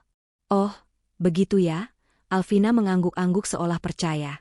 Ya sudah, kalau gitu beras yang di wadah itu Vina buang aja ya sekarang. Sayang sih. Tapi daripada ibu komplain terus. Besok Vina beli lagi. Jangan dibuang. Seru Bu Fatma refleks. Naluri penghematannya, dan mungkin rasa sayangnya pada Rini yang masih butuh makan, muncul. Maksud ibu, dipilah-pilah dulu. Sayang kalau dibuang semua. Alvina menatap suaminya. Tuh kan, Mas. Ibu MAH gitu. Tadi marah-marah bilang sampah. Giliran mau dibuang dilarang. Jadi sebenarnya berasnya bagus apa enggak sih? Bagas menghela napas, menatap ibunya dengan sedikit kesal. Bu, Udahlah. Orang nasinya enak kok. Mungkin ibu salah lihat atau matanya lagi buram. Jangan cari-cari kesalahan Vina teruslah. Aku capek baru pulang kerja disuguhi ribut-ribut beras. Bagas melengos pergi ke kamar mandi, meninggalkan ibunya yang mati kutu. Bu Fatma menatap Alvina dengan tatapan benci bercampur takut. Untuk pertama kalinya, ia merasa menantunya ini tidak sebodoh yang ia kira. Alvina mendekat ke telinga mertuanya, berbisik pelan namun tajam. Lain kali kalau mau komplain soal rasa, pastiin dulu yang makan itu orang rumah. Bu, bukan orang luar. Kan jadi ketahuan kalau ada tikus yang ikut makan. Alvina menarik diri, tersenyum manis, lalu membawa martabak itu ke dapur. Vina potongin martabaknya ya, Bu. Ini manis loh, nggak asin kayak kopi buatan Rini. Maksudnya kopi buatan ibu. Bu Fatma terpaku di tempatnya. Jantungnya berdegup kencang. Alvina tahu? Pikirannya berkecamuk. Apakah Alvina tahu soal Rini? Tapi dari mana? Sementara itu di dapur, Alvina merasa kemenangan kecil ini sangat memuaskan. Tapi ini belum berakhir. Ia baru saja mengguncang mental mertuanya. Langkah selanjutnya adalah mempermalukan mereka secara total di depan Bagas. Undangan makan malam, neraka, harus segera disebar. Suasana rumah sejak pagi itu terasa ganjil. Bu Fatma, yang biasanya cerewet dan berkuasa di dapur, kini lebih banyak diam. Ia duduk di sudut ruang tengah, matanya terus mengawasi gerak-gerik Alvina dengan tatapan waspada, persis seperti seekor kucing tua yang menyadari ada anjing penjaga baru di wilayahnya. Sindiran Alvina semalam tentang orang luar yang ikut makan benar-benar mengguncang mental mertuanya itu. Namun, Alvina justru bersikap sebaliknya. Ia bersikap sangat manis, terlampau manis hingga terasa menakutkan. "Mas," kata Alvina saat sedang memakaikan dasi Bagas sebelum berangkat kerja. "Nanti malam kan malam Jumat. Gimana kalau kita undang Rini sama suaminya makan malam di sini? Udah lama kan kita nggak kumpul lengkap." Wajah Bagas langsung cerah. "Wah, ide bagus tuh, Dek. Tumben kamu ngajakin? Biasanya kamu males kalau ada Rini." "Ya, kan Vina mau memperbaiki hubungan, Mas. Sekalian Vina mau masak besar. Sayang kan daging sapi yang, katanya, alot itu kalau nggak dimasak. Vina mau buktiin kalau Vina bisa masak enak," ujar Alvina sambil mengerling nakal, menekankan kata, alot, dengan nada geli. Bagas tertawa renyah. "Kamu ini masih aja dibahas. Ya udah, nanti Mas telepon Rini biar datang sama Tono jam 7 malam ya." Sepeninggal Bagas, Alvina langsung beraksi di dapur. Kali ini, ia tidak menggunakan bahan-bahan, jebakan, yang ada di wadah luar. Ia mengeluarkan stok rahasianya dari dalam kamar, beras pandan wangi asli, daging sapi khas dalam kualitas premium, dan bumbu-bumbu segar. Aroma masakan mulai menguar ke seluruh penjuru rumah. Wangi gulai, ayam goreng lengkuas, dan sambal terasi yang menggugah selera. Bu Fatma yang mencium bau itu, hanya bisa menelan ludah dari ruang tengah. Ia bingung setengah mati. Kemarin ia yakin betul beras di dapur itu apek dan banyak kutunya.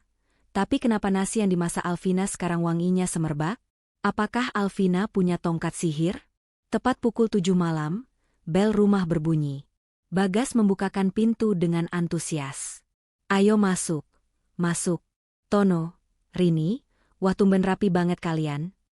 Rini dan Tono masuk dengan wajah yang sedikit kuyu. Tono, suami Rini yang kerjanya serabutan itu, terlihat lebih kurus dari biasanya. Matanya cekung seperti orang kurang tidur. Sementara Rini, meski sudah berdandan tebal, tidak bisa menutupi rambutnya yang terlihat kering dan kaku, efek keramas menggunakan sabun cuci piring kemarin lusa yang belum hilang sepenuhnya. "Mbak Vina masak apa nih? Wangi banget sampai depan pagar," tanya Tono basa-basi, matanya langsung tertuju lapar ke arah meja makan. "Masak spesial dong buat kalian," sambut Alvina ramah, mempersilakan mereka duduk. "Ayo, jangan sungkan. Anggap aja rumah sendiri, emang udah sering kesini kan kalau siang." Kalimat terakhir itu meluncur mulus, membuat Bu Fatma yang sedang menuangkan air putih tersedak kaget. Uhuk. "Ibu kenapa? Pelan-pelan dong minumnya," tegur Bagas sambil menepuk punggung ibunya. Alvina tersenyum tipis. Mungkin ibu kaget saking senengnya anak-anaknya kumpul. Ayo dimakan, Mas Tono, Rini. Makan malam itu dimulai dengan lahap. Tono menyendok nasi menggunung ke piringnya, seolah ia adalah orang yang baru saja dibebaskan dari pulau terpencil. Ia menyambar potongan daging rendang besar dan mengunyahnya dengan kasar. Gila. Enak banget, Mbak, seru Tono dengan mulut penuh. Dagingnya empuk parah. Nggak kayak daging yang dimasak Rini kemarin di rumah, alotnya minta ampun kayak sandal jepit. Gigi aku sampai mau copot. Suasana hening seketika. Sendok di tangan Rini berhenti di udara. Bu Fatma melotot ke arah menantunya itu, memberi kode untuk diam. Tapi Tono yang polos dan kelaparan tidak peka sama sekali. Loh? Alvina pura-pura kaget, menatap Rini dengan prihatin. Emang Rini masak daging apa kemarin? Kok bisa alot? Padahal setahu Mbak, daging sapi sekarang lagi murah dan bagus-bagus loh. Rini gelagapan, wajahnya memerah. Itu daging tetelan biasa, Mbak. Salah teknik masak aja, apinya kegedean. Oh, kirain daging impor. Sindir Alvina halus, matanya melirik Bu Fatma. Soalnya ibu kemarin bilang daging di kulkas sini kualitas impor.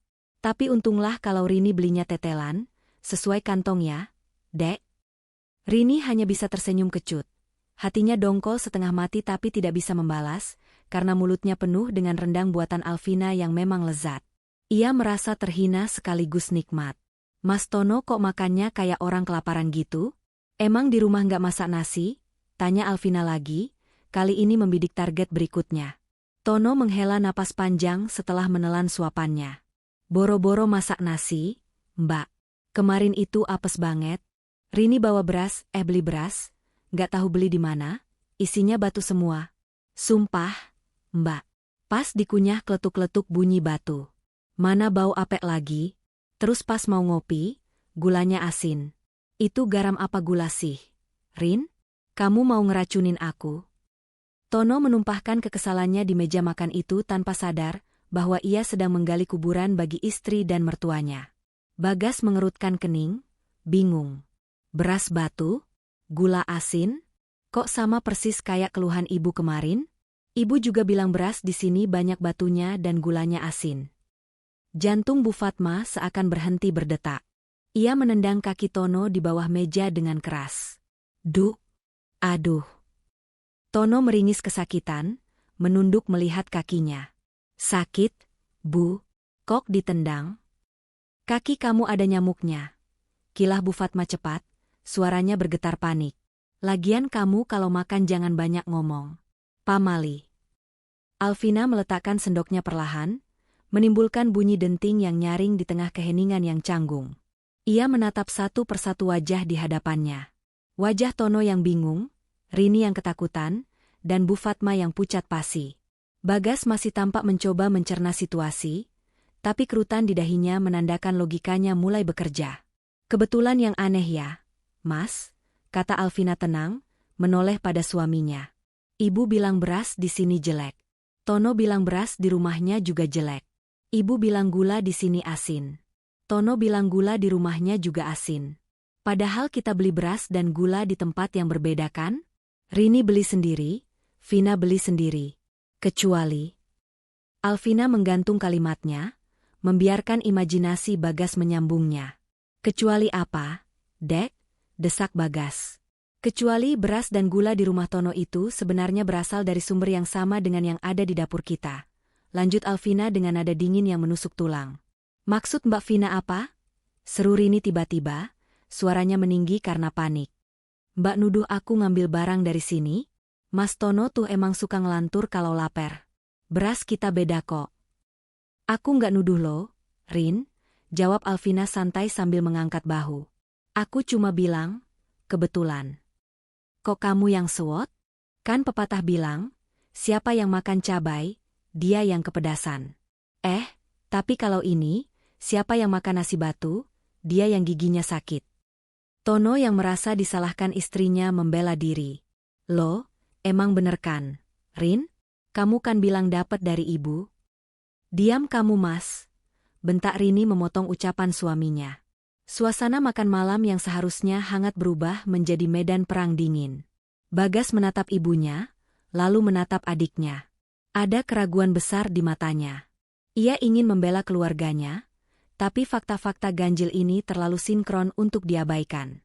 Sudah, Bu Fatma menengahi dengan suara gemetar. Ia sudah kehilangan selera makan. Jangan ribut di depan rezeki. Tono cuma salah ngomong. Ayo habisin makanannya. Alvina kembali tersenyum, kali ini lebih lebar. Ia sudah mendapatkan apa yang ia inginkan. Keretakan dalam kebohongan mereka. Tono yang polos adalah senjata makan tuan yang sempurna. Oh iya, Rin, kata Alvina, mengalihkan topik seolah tidak terjadi apa-apa. Rambut kamu kenapa? Kok kaku banget kayak sapu ijuk? Salah pakai sampo ya? Wajah Rini memerah pada menahan malu. Ia refleks menyentuh rambutnya yang kasar. Iya, Mbak. Salah beli sampo. Biasalah, korban iklan. Hati-hati lo, Rin, nasihat Alvina dengan nada prihatin yang dibuat-buat. Sekarang banyak orang jahat. Botolnya si botol sampo mahal warna emas, tapi isinya diganti sabun cuci piring. Kan kasihan rambutnya jadi rusak. Lain kali kalau mau pakai barang, pastiin dulu itu punya sendiri apa bukan. Kalau punya orang lain, kadang suka bawa sial. Rini terdiam, matanya berkaca-kaca menahan tangis dan amarah. Ia tahu Alvina tahu. Ia tahu jebakan sampo itu disengaja. Tapi ia tidak bisa berteriak, tidak bisa marah. Karena itu sama saja mengakui bahwa ia mencuri sampo Alvina. Ia terjebak dalam rasa malu yang luar biasa. Makan malam pun berakhir dengan suasana yang sangat tidak nyaman bagi para tamu, namun sangat memuaskan bagi tuan rumah wanita. Setelah piring-piring kotor diangkat, Alvina mengajak semua orang pindah ke ruang keluarga. Jangan pulang dulu dong, cegah Alvina saat Rini dan Tono hendak berpamitan buru-buru. Vina punya sesuatu yang seru nih. Kemarin Vina iseng bikin video dokumenter kecil-kecilan. Mau nonton bareng nggak? Mas Bagas juga belum lihat loh. Video apa, Dek? Video liburan kita? Tanya Bagas penasaran, sambil duduk di sofa empuk. Bukan, Mas. Ini video tentang kehidupan satwa liar. Jawab Alvina sambil menyambungkan laptopnya ke TV layar besar di ruang tengah. Tentang bagaimana seekor induk burung memberikan makan ke anak burung yang sudah besar, tapi malas mencari makan sendiri. Seru deh, penuh intrik. Bu Fatma merasakan firasat yang sangat buruk. Kakinya lemas seketika. Ibu mau ke kamar mandi dulu, sakit perut, ujarnya, hendak melarikan diri. Tahan bentar dong, Bu. Cuma 5 menit kok videonya. Tahan Alvina, suaranya tegas dan tidak menerima penolakan. Lagian, ibu pemeran utamanya lo di sini. Masa pemeran utama nggak nonton? Kalimat itu membuat Bu Fatma membeku. Ia kembali duduk perlahan, wajahnya seputih kapas. Rini meremas tangan Tono dengan keringat dingin. Alvina menekan tombol play. Layar TV yang besar itu menyala. Namun, bukan pemandangan alam yang muncul, melainkan tampilan hitam putih dengan sudut pandang dari atas lemari dapur. Tampilan tanggal dan jam tertera jelas di pojok layar. Gambar itu menampilkan dapur rumah mereka yang rapi. Lalu, pintu belakang terbuka. Sosok Rini masuk dengan cengengesan. Sosok Bu Fatma menyambutnya. Dan dimulailah adegan penjarahan yang direkam dengan kualitas high definition. Ini. Bagas ternganga. Matanya membelalak tak percaya menatap layar TV. Di dalam video, terdengar jelas suara Bu Fatma yang jernih. Ambil aja, Rin. Istri kakakmu itu gajinya gede tapi pelit. Dia gak bakal sadar. Ruang tengah itu sunyi senyap. Hanya suara dari TV yang terdengar, menggema seperti vonis hukuman mati bagi Bu Fatma dan Rini. Wajah Bagas perlahan berubah, dari bingung menjadi merah padam karena amarah yang memuncak. Alvina berdiri di samping TV, bersedekap dada. Pertunjukan utama baru saja dimulai. Layar televisi 60 inci itu menampilkan gambar dengan kejernihan yang menyakitkan. Tidak ada musik latar, tidak ada efek dramatis, hanya suara asli dari rekaman CCTV yang bergema di ruang keluarga yang sunyi senyap. Di layar, Rini terlihat tertawa cekikikan sambil memasukkan berbagai barang ke dalam tas karungnya. Ambil aja, Rin. Istri kakakmu itu gajinya gede tapi pelit. Dia nggak bakal sadar. Biar uang suamimu utuh buat beli rokok. Suara Bu Fatma terdengar jernih, menghantam telinga Bagas seperti palu godam. Dalam video itu, Bu Fatma terlihat sangat aktif. Ia bukan sekadar membiarkan Rini mengambil barang, tapi ia yang memfasilitasinya. Ia yang mengambilkan minyak goreng dari lemari bawah, ia yang membukakan kulkas, dan ia yang memberikan kantong plastik tambahan. Bagas itu terlalu nurut sama ibu. Lanjut suara Bu Fatma di video, direkam 2 hari yang lalu. Ibu tinggal nangis sedikit. Bilang dia anak berbakti, pasti dia luluh. Istrinya mau ngomong apa juga nggak bakal didengerin. Pokoknya dapur ini milik kita. Rin? Prang. Sebuah gelas kristal yang ada di meja kopi pecah berkeping-keping karena tersenggol tangan Bagas yang gemetar hebat. Tayangan video berganti ke hari berikutnya. Kali ini menampilkan adegan Rini yang datang dengan marah-marah, membawa kembali beras dan gula. Ibu mau ngeracunin aku? Ini beras isinya batu semua. Gula rasanya asin. Teriak Rini di dalam video. Alvina menekan tombol pause tepat saat wajah Rini terlihat merah padam karena emosi di layar TV. Gambar berhenti, menampilkan bukti visual yang tak terbantahkan tentang siapa sebenarnya, tikus, yang selama ini menggerogoti dapur mereka. Lampu ruang tengah dinyalakan kembali oleh Alvina. Cahaya terang benderang itu menyoroti wajah-wajah pucat pasi di sofa. Bu Fatma duduk kaku seperti patung lilin yang mau meleleh, keringat sebesar biji jagung bercucuran di dahinya. Rini menunduk dalam-dalam, tidak berani mengangkat wajah. Tono melongo, mulutnya terbuka lebar, menatap istri dan mertuanya dengan pandangan tidak percaya. Bagas berdiri perlahan. Napasnya terdengar berat dan menderu, seolah pasokan oksigen di ruangan itu menipis. Wajahnya yang biasanya sabar dan lembut, kini berubah menjadi keras dan menakutkan. Matanya memerah, menahan air mata kekecewaan yang mendalam. Jadi, suara Bagas serak, bergetar menahan amarah. Selama ini ibu anggap Bagas apa? Anak? Atau sapi perah? Bu Fatma tersentak. Ia mencoba meraih tangan Bagas, tapi Bagas mundur selangkah, menolak sentuhan itu. Gas, dengerin ibu dulu itu videonya nggak utuh. Itu Vina pasti salah paham. Bu Fatma mencoba membela diri dengan suara mencicit, tapi argumennya terdengar sangat konyol di hadapan bukti video yang begitu nyata. Salah paham sebelah mana? Bu, potong Bagas, suaranya meninggi. Bagas dengar sendiri ibu bilang Bagas gampang dibohongin. Ibu bilang istri Bagas pelit. Padahal Vina yang bayar semua kebutuhan rumah ini. Vina yang beli beras, Vina yang bayar listrik biar ibu bisa nonton TV seharian, Vina yang kasih ibu uang saku. Kurang apa Vina sama ibu? Ibu cuma kasihan sama adikmu, teriak Bu Fatma akhirnya, air mata buayanya mulai tumpah lagi, tapi kali ini tidak ada yang simpati. Rini itu hidupnya susah. Gas, suaminya kerjanya nggak jelas. Masa kamu tega lihat keponakanmu kelaparan sementara kamu hidup enak makan daging tiap hari? Kamu sebagai kakak harusnya sadar diri buat bantu. Bantu? Bagas tertawa, tawa yang hambar dan miris. Aku selalu transfer uang buat Rini tiap bulan, Bu. 500.000 sampai 1 juta kalau ada lebih. Itu belum cukup? Kalau belum cukup, minta. Ngomong. Bukan maling. Bagas menoleh ke arah Rini yang masih menunduk. Dan kamu, Rin. Kakak kecewa banget sama kamu.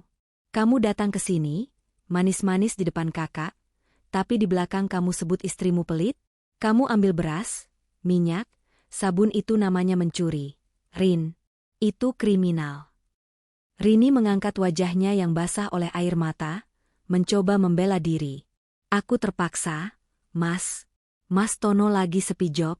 Ibu yang nawarin, ibu bilang gak apa-apa karena ini rumah Mas Bagas juga. Aku pikir Mas Bagas ikhlas. Ikhlas kalau diminta baik-baik, bentak Bagas. Bukan diambil diam-diam lewat pintu belakang kayak maling.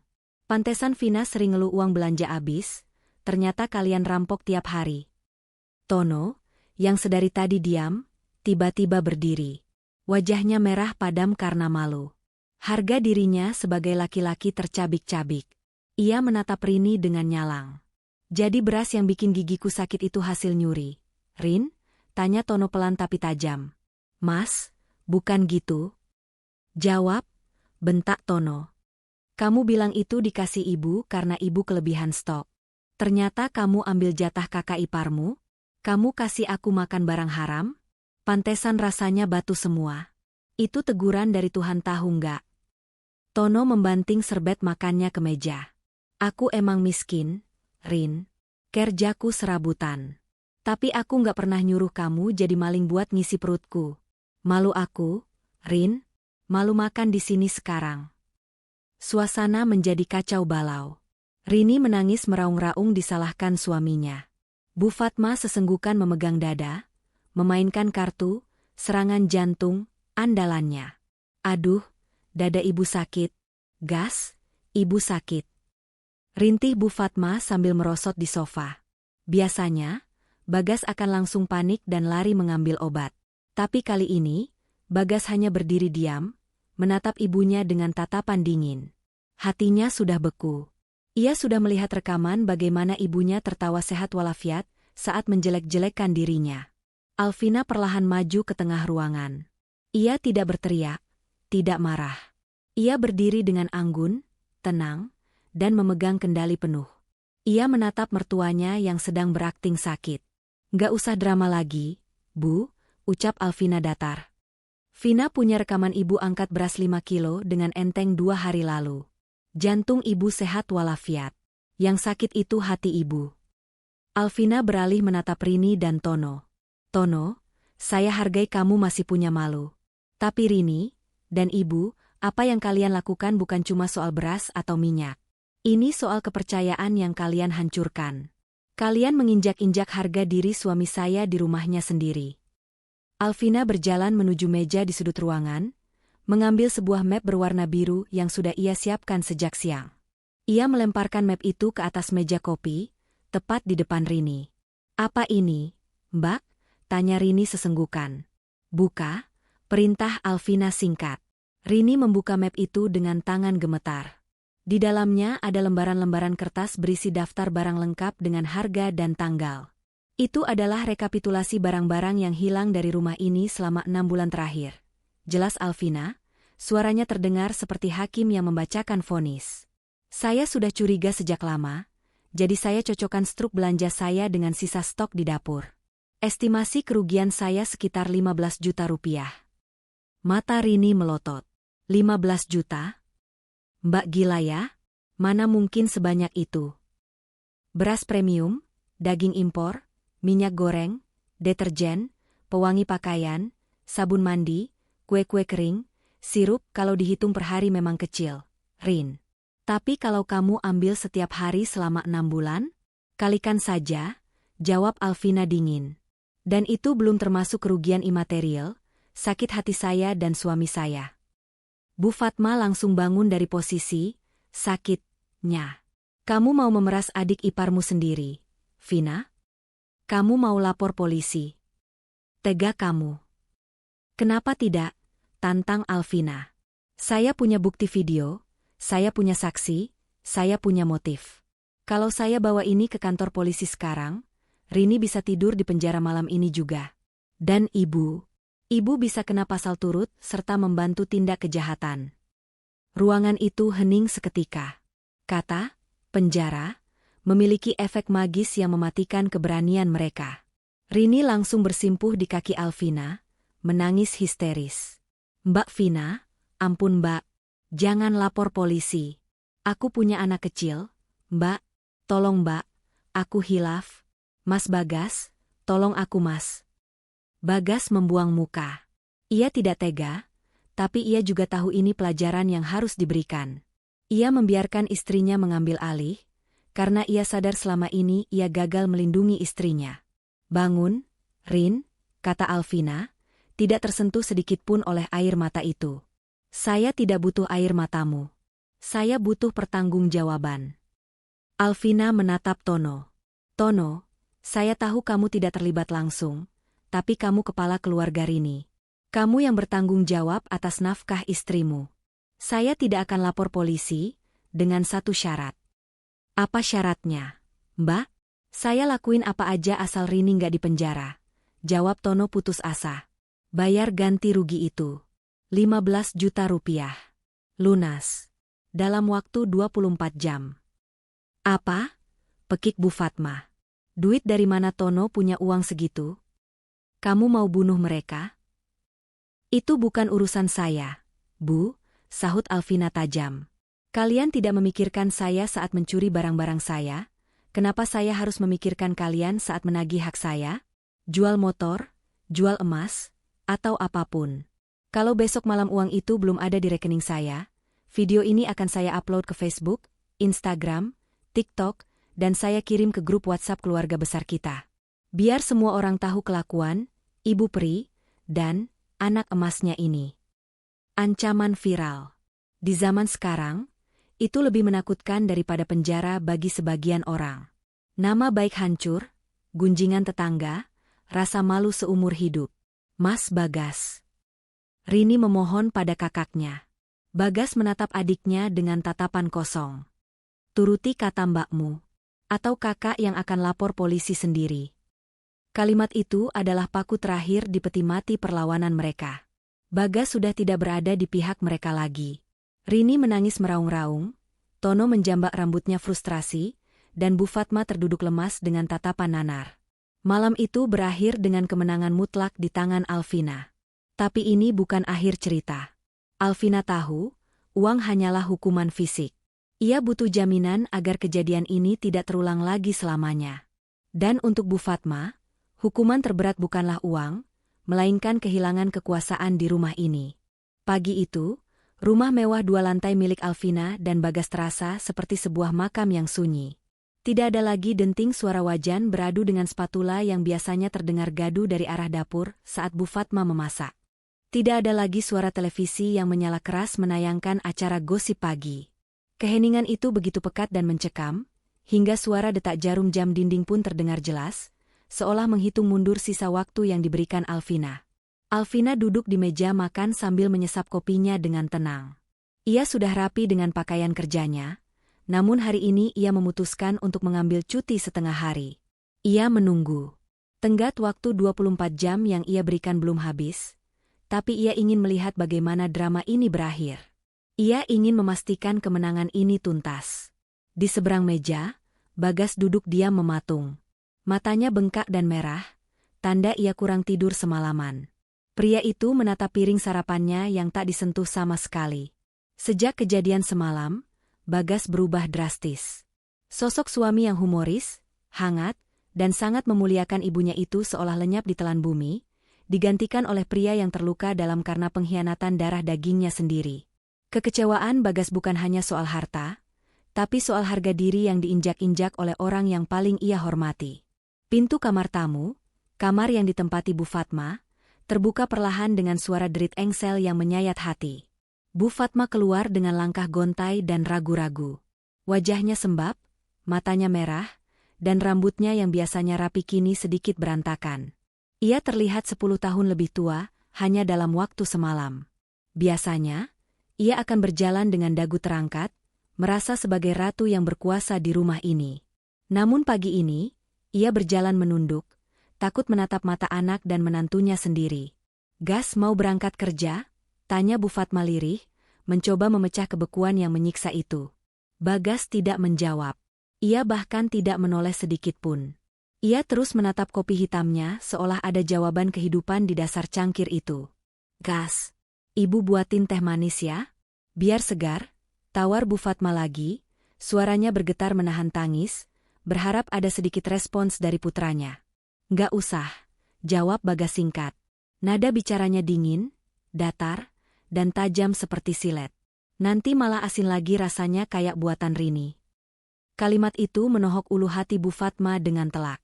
Ia terdiam, bibirnya gemetar hebat, lalu memilih mundur dan duduk di pojok sofa ruang tengah, menekuk lutut seperti anak kecil yang habis dimarahi.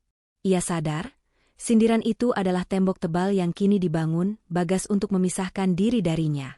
Waktu merangkak lambat, menyiksa setiap detik yang berlalu. Matahari mulai condong ke barat, dan langit berubah menjadi jingga kemerahan, seolah ikut merasakan ketegangan di rumah itu. Tepat pukul 7 malam. Batas waktu ultimatum Alvina. Bel rumah berbunyi. Kali ini tidak ada sambutan hangat atau teriakan antusias dari Bagas. Alvina berdiri dengan tenang, berjalan menuju pintu utama, dan membukanya. Di teras, berdiri Tono dan Rini. Penampilan mereka jauh lebih kacau dan menyedihkan daripada semalam. Mata Rini bengkak parah hingga nyaris sipit. Hidungnya merah lecet karena terlalu sering disekat tisu. Tono terlihat sangat lusuh. Rambutnya acak-acakan, kemejanya kusut, dan ada noda oli hitam di celana jeansnya. Yang paling mencolok, mereka tidak datang menggunakan sepeda motor metik besar kesayangan Tono, motor yang selama ini dibanggakan Tono hasil kredit macet itu. Mereka datang dengan keringat bercucuran, berjalan kaki dari gerbang kompleks. Masuk, perintah Alvina datar, tanpa ekspresi. Mereka berdua melangkah masuk dengan kepala tertunduk, lalu duduk kembali di ruang tengah, di posisi yang sama seperti sidang semalam. Atmosfer ruangan itu berat, seolah oksigen menipis seketika. Tanpa banyak bicara, Tono meletakkan sebuah amplop coklat tebal di atas meja kopi. Tangannya yang kasar terlihat gemetar hebat saat melepaskan amplop itu. "Ini, Mbak," suara Tono parau dan serak. 15 juta rupiah. Pas. Mbak bisa hitung dulu kalau nggak percaya. Alvina menatap amplop itu, lalu menatap mata Tono yang cekung. "Dapat dari mana uang tunai secepat ini, Ton?" Tono menunduk, menarik napas panjang yang terdengar menyakitkan. "Saya jual motor saya, Mbak. Jual rugi ke teman bengkel, yang penting cair hari ini juga." "Sesenya." "Rini jual kalung emas sama cincin kawin kami di Pasar Loak." Rini terisak pelan mendengar kata, cincin kawin. Tangisannya tertahan di tenggorokan, takut memicu kemarahan Alvina lagi. Cincin itu adalah satu-satunya perhiasan berharga yang ia miliki, dan kini lenyap karena keserakahannya sendiri. Bu Fatma yang mendengar pengakuan itu langsung histeris tertahan. Ia menutup mulutnya dengan kedua tangan, matanya terbelalak ngeri menatap menantunya. Motor itu adalah satu-satunya kendaraan operasional Tono untuk bekerja serabutan, untuk mengantar Rini, untuk segala aktivitas mereka. Tanpa motor itu, kaki Tono seolah dipotong. "Ya Allah, motor kamu dijual, Ton?" rintih Bu Fatma, air matanya tumpah ruah. "Terus kamu kerja naik apa? Rini kemana-mana naik apa?" "Jalan kaki, Bu," jawab Tono tajam, menatap mertuanya dengan sorot mata menyalahkan yang begitu dalam. "Atau naik angkot. Yang penting utang lunas. Yang penting Rini nggak dipenjara gara-gara nurutin ide brilian ibu buat ngerampok kakak sendiri." Bu Fatma tersentak hebat. Rasa bersalah menghantamnya bertubi-tubi seperti ombak besar. Ia berniat membantu anaknya agar hidup enak dengan cara instan. Tapi hasilnya ia malah membuat anaknya kehilangan harta benda yang paling berharga dan jatuh miskin dalam sekejap. Niatnya menjadi pahlawan justru menjadikan anak kesayangannya korban. Alvina mengambil amplop itu dengan tenang. Ia tidak menghitungnya. Ia tahu Tono, sebodoh-bodohnya dia, tidak akan berani berbohong atau kurang 1.000 rupiah pun dalam situasi genting seperti ini. "Saya terima," kata Alvina tegas. Ia menatap Rini dan Tono bergantian. "Dengan ini, urusan ganti rugi barang-barang dapur saya anggap lunas. Video rekaman CCTV itu aman, tidak akan saya sebar, dan saya tidak akan lapor polisi. Kalian bebas dari tuntutan hukum." Rini langsung bersujud syukur di lantai sambil menangis terseduh-seduh. "Makasih, Mbak, makasih banyak, aku janji gak bakal ulangin lagi, Mbak." "Mas Bagas, maafin Rini." Alvina menatap adik iparnya yang bersimpuh itu tanpa rasa iba sedikitpun. "Berdirilah, Rin. Jangan sujud sama manusia. Sujud sama Tuhan, minta ampun karena sudah kasih makan suamimu barang haram." "Tapi," potong Bagas tiba-tiba. Semua mata tertuju pada Bagas. Pria itu berdiri dari sofanya, berjalan mendekat ke arah meja. Wajahnya masih dingin, namun ada ketegasan baru yang belum pernah dilihat keluarganya sebelumnya. "Urusan uang dengan Alvina memang sudah selesai," kata Bagas, suaranya berat dan berwibawa. "Tapi urusan aturan main di rumah ini baru dimulai." Bagas mengeluarkan sebuah kotak kecil dari sakunya dan melemparkannya ke atas meja. Kotak itu berisi sebuah gagang pintu canggih dengan panel sidik jari, fingerprint. "Mulai besok pagi, tukang akan datang, ujar Bagas menatap ibunya lekat-lekat. Pintu dapur dan pintu gudang makanan akan saya ganti dengan kunci fingerprint ini. Satu-satunya sidik jari yang bisa membuka pintu itu cuma saya dan Alvina. Wajah Bu Fatma memucat. Gas, kamu mau ngurung ibu? Kamu nggak percaya sama ibu? Kepercayaan itu mahal, Bu. Dan ibu sudah membuangnya ke tempat sampah bersama beras-beras curian itu, jawab Bagas tanpa ragu. Mulai sekarang, ibu tidak punya akses ke dapur. Ibu tidak perlu masak lagi. Makan pagi, siang, dan malam akan disiapkan Alvina atau kita beli catering. Ibu tinggal duduk manis, makan apa yang ada. Tidak ada lagi jatah belanja, tidak ada lagi akses ke stok sembako. Bu Fatma merasa dunianya runtuh. Dapur adalah wilayah kekuasaannya, tempat ia merasa berharga dan memegang kendali. Tanpa akses ke dapur, ia hanyalah orang asing yang menumpang tidur di rumah ini. Dan untuk kalian, Bagas menunjuk Rini dan Tono.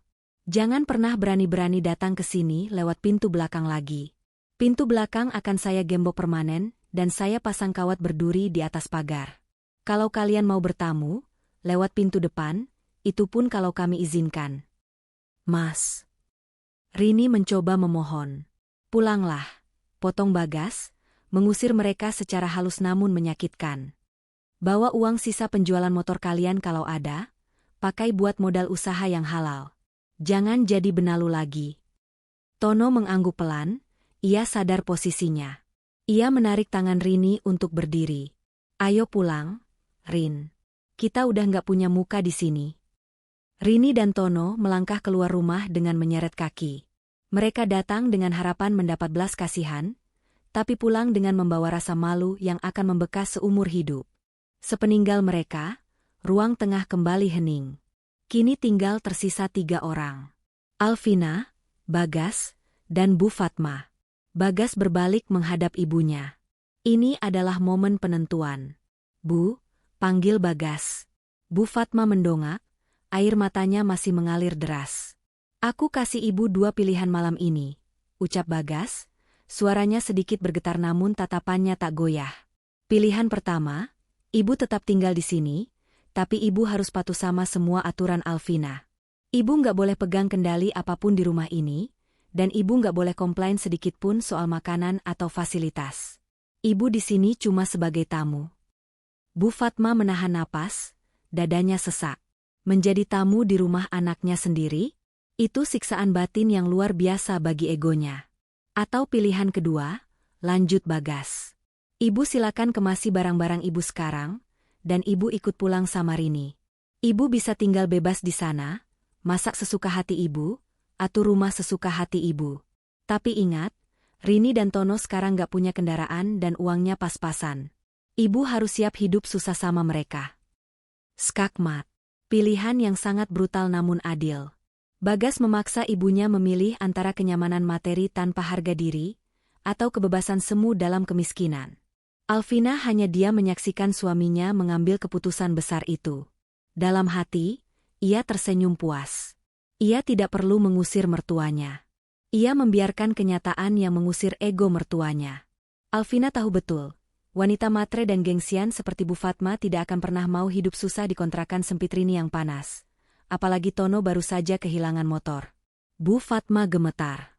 Bayangan tidur di rumah kontrakan Rini yang bocor, tanpa AC, dan makan seadanya membuatnya ngeri. Tapi tinggal di sini di bawah telunjuk Alvina juga merupakan neraka baginya. Ibu. Bu Fatma terisak, suaranya serak. Ibu pilih. Ibu pilih tinggal di sini, jawab Bu Fatma akhirnya, suaranya nyaris tak terdengar, tertelan oleh rasa malu yang mencekik. Keputusan itu sudah bisa ditebak oleh Alvina. Semarah apapun Bu Fatma, dan sesayang apapun ia pada Rini, mertuanya itu adalah tipe orang yang tidak bisa hidup susah. Ia sudah terbiasa dengan kasur empuk, AC dingin, air hangat, dan makanan enak di rumah Bagas. Membayangkan harus tidur berdesak-desakan di rumah kontrakan sempit Rini, tanpa AC, dan makan nasi dengan lauk seadanya, sudah cukup membuat nyali Bu Fatma ciut. Ego Bu Fatma tinggi, tapi cinta pada kenyamanan dirinya sendiri ternyata jauh lebih tinggi. Bagas mengangguk pelan, wajahnya datar tanpa ekspresi. Tidak ada senyum kemenangan, hanya kelegaan karena drama ini berakhir. Baik. Kalau itu pilihan ibu, berarti ibu setuju dengan syarat-syarat tadi. Ingat, Bu. Kesempatan kedua ini tidak datang 2 kali. Sekali lagi ibu melanggar, koper ibu akan langsung saya taruh di teras. Bu Fatma hanya bisa mengangguk pasrah, air matanya menetes jatuh ke pangkuan. Ia telah kehilangan mahkotanya malam itu. Keesokan harinya, perubahan besar terjadi di rumah itu. Sesuai janjinya, Bagas memanggil tukang kunci profesional. Pintu kayu yang membatasi ruang tengah dan dapur kini dipasangi gagang pintu digital yang canggih. Pintu itu akan terkunci otomatis setiap kali ditutup. Alvina berdiri di depan pintu dapur baru itu, menempelkan jempolnya pada panel sensor. Bip! Suara kunci terbuka terdengar renyah, lampu indikator berubah hijau. Ia membuka pintu itu dengan senyum puas. Bagas juga mendaftarkan sidik jarinya. Namun, ketika Bu Fatma mencoba menempelkan jarinya, entah karena lupa atau sekadar penasaran, lampu indikator berkedip merah dan berbunyi tutut yang nyaring. Akses ditolak. Bu Fatma menatap pintu itu dengan tatapan nanar. Dapur, yang dulunya adalah kerajaannya, tempat ia biasa menyelundupkan sembako, kini menjadi benteng yang tak tertembus. Ia tidak bisa lagi mengambil sebutir beras pun tanpa seizin Alvina. Ia benar-benar menjadi tamu di rumah anaknya sendiri. Kehidupan berjalan dengan dinamika baru yang canggung. Setiap pagi, Alvina atau Bagas akan mengeluarkan menu sarapan yang sudah dijatah. Tidak ada lagi masakan berlimpah ruah yang bisa dibungkus diam-diam. Jika Alvina masak sop ayam, maka itulah yang dimakan. Jika Alvina malas masak dan beli bubur ayam, Bu Fatma harus makan bubur itu tanpa protes. Pernah sekali, Bu Fatma mencoba mengeluh saat makan malam. "Vina, kok sayurnya asin banget? Kamu sengaja ya?" Celetuk Bu Fatma, mencoba mencari celah untuk menjatuhkan mental menantunya seperti dulu. Alvina yang sedang mengunyah makanannya, perlahan meletakkan sendok. Ia tidak marah. Ia hanya menunjuk ke sudut atas lemari dapur. Tempat kamera CCTV kecil itu masih bertengger dengan lampu merah berkedip pelan. "Masih mau komplain soal rasa, Bu?" tanya Alvina santai sambil tersenyum miring. "Atau mau Vina putarkan lagi video Rini yang bilang masakan ibu rasanya kayak batu?" Bu Fatma langsung kicep. Mulutnya terkatup rapat. Ia kembali menyendok nasinya dalam diam, menelan harga dirinya bersama sayur yang sebenarnya rasanya pas itu. Senjata utamanya, komplain dan manipulasi, sudah tumpul di hadapan Alvina yang memegang kendali penuh. Sementara itu, kabar dari seberang sana terdengar menyedihkan. Tanpa subsidi sembako dari dapur Alvina dan tanpa motor untuk mobilitas, kehidupan Rini dan Tono terjun bebas. Tono terpaksa bekerja serabutan di bengkel tetangga yang jaraknya bisa ditempuh jalan kaki, dengan upah harian yang pas-pasan. Rini, yang biasa manja, kini harus belajar mengatur uang belanja yang sangat minim. Tidak ada lagi daging sapi, tidak ada lagi deterjen wangi, tidak ada lagi beras premium. Beberapa kali Rini mencoba mengirim pesan WhatsApp pada ibunya, merengek minta pulsa atau uang jajan. "Bu, kirimin uang dong 50.000 aja. Susu anak habis. Mas Tono belum gajian." Bu Fatma membaca pesan itu dengan hati teriris di kamarnya. Ia ingin membantu, sangat ingin. Tapi dompetnya kini tipis. Bagas tidak lagi memberinya uang tunai dalam jumlah besar, hanya cukup untuk pegangan kalau sakit. Dan Bu Fatma tidak bisa lagi mengambil stok gula atau kopi untuk dijual atau dikasih ke Rini. Dengan tangan gemetar, Bu Fatma membalas, "Maaf ya, Rin. Ibu nggak punya uang." Pintu dapur dikunci Vina. "Ibu nggak bisa apa-apa." Di seberang sana, Rini melempar ponselnya ke kasur dan menangis. Ia baru sadar, selama ini kemewahan hidupnya hanyalah gelembung sabun yang rapuh, hasil dari mencuri hak orang lain. Dan ketika gelembung itu pecah, realita menghantamnya dengan keras. 1 bulan berlalu. Rumah Alvina dan Bagas kembali tenang. Benar-benar tenang. Sore itu, Alvina duduk di sofa ruang tengah, menikmati teh hangat buatannya sendiri, teh manis dengan gula asli, bukan garam. Di layar TV, ia tidak lagi memutar rekaman CCTV. Ia sedang menonton film komedi favoritnya. Bagas duduk di sebelahnya,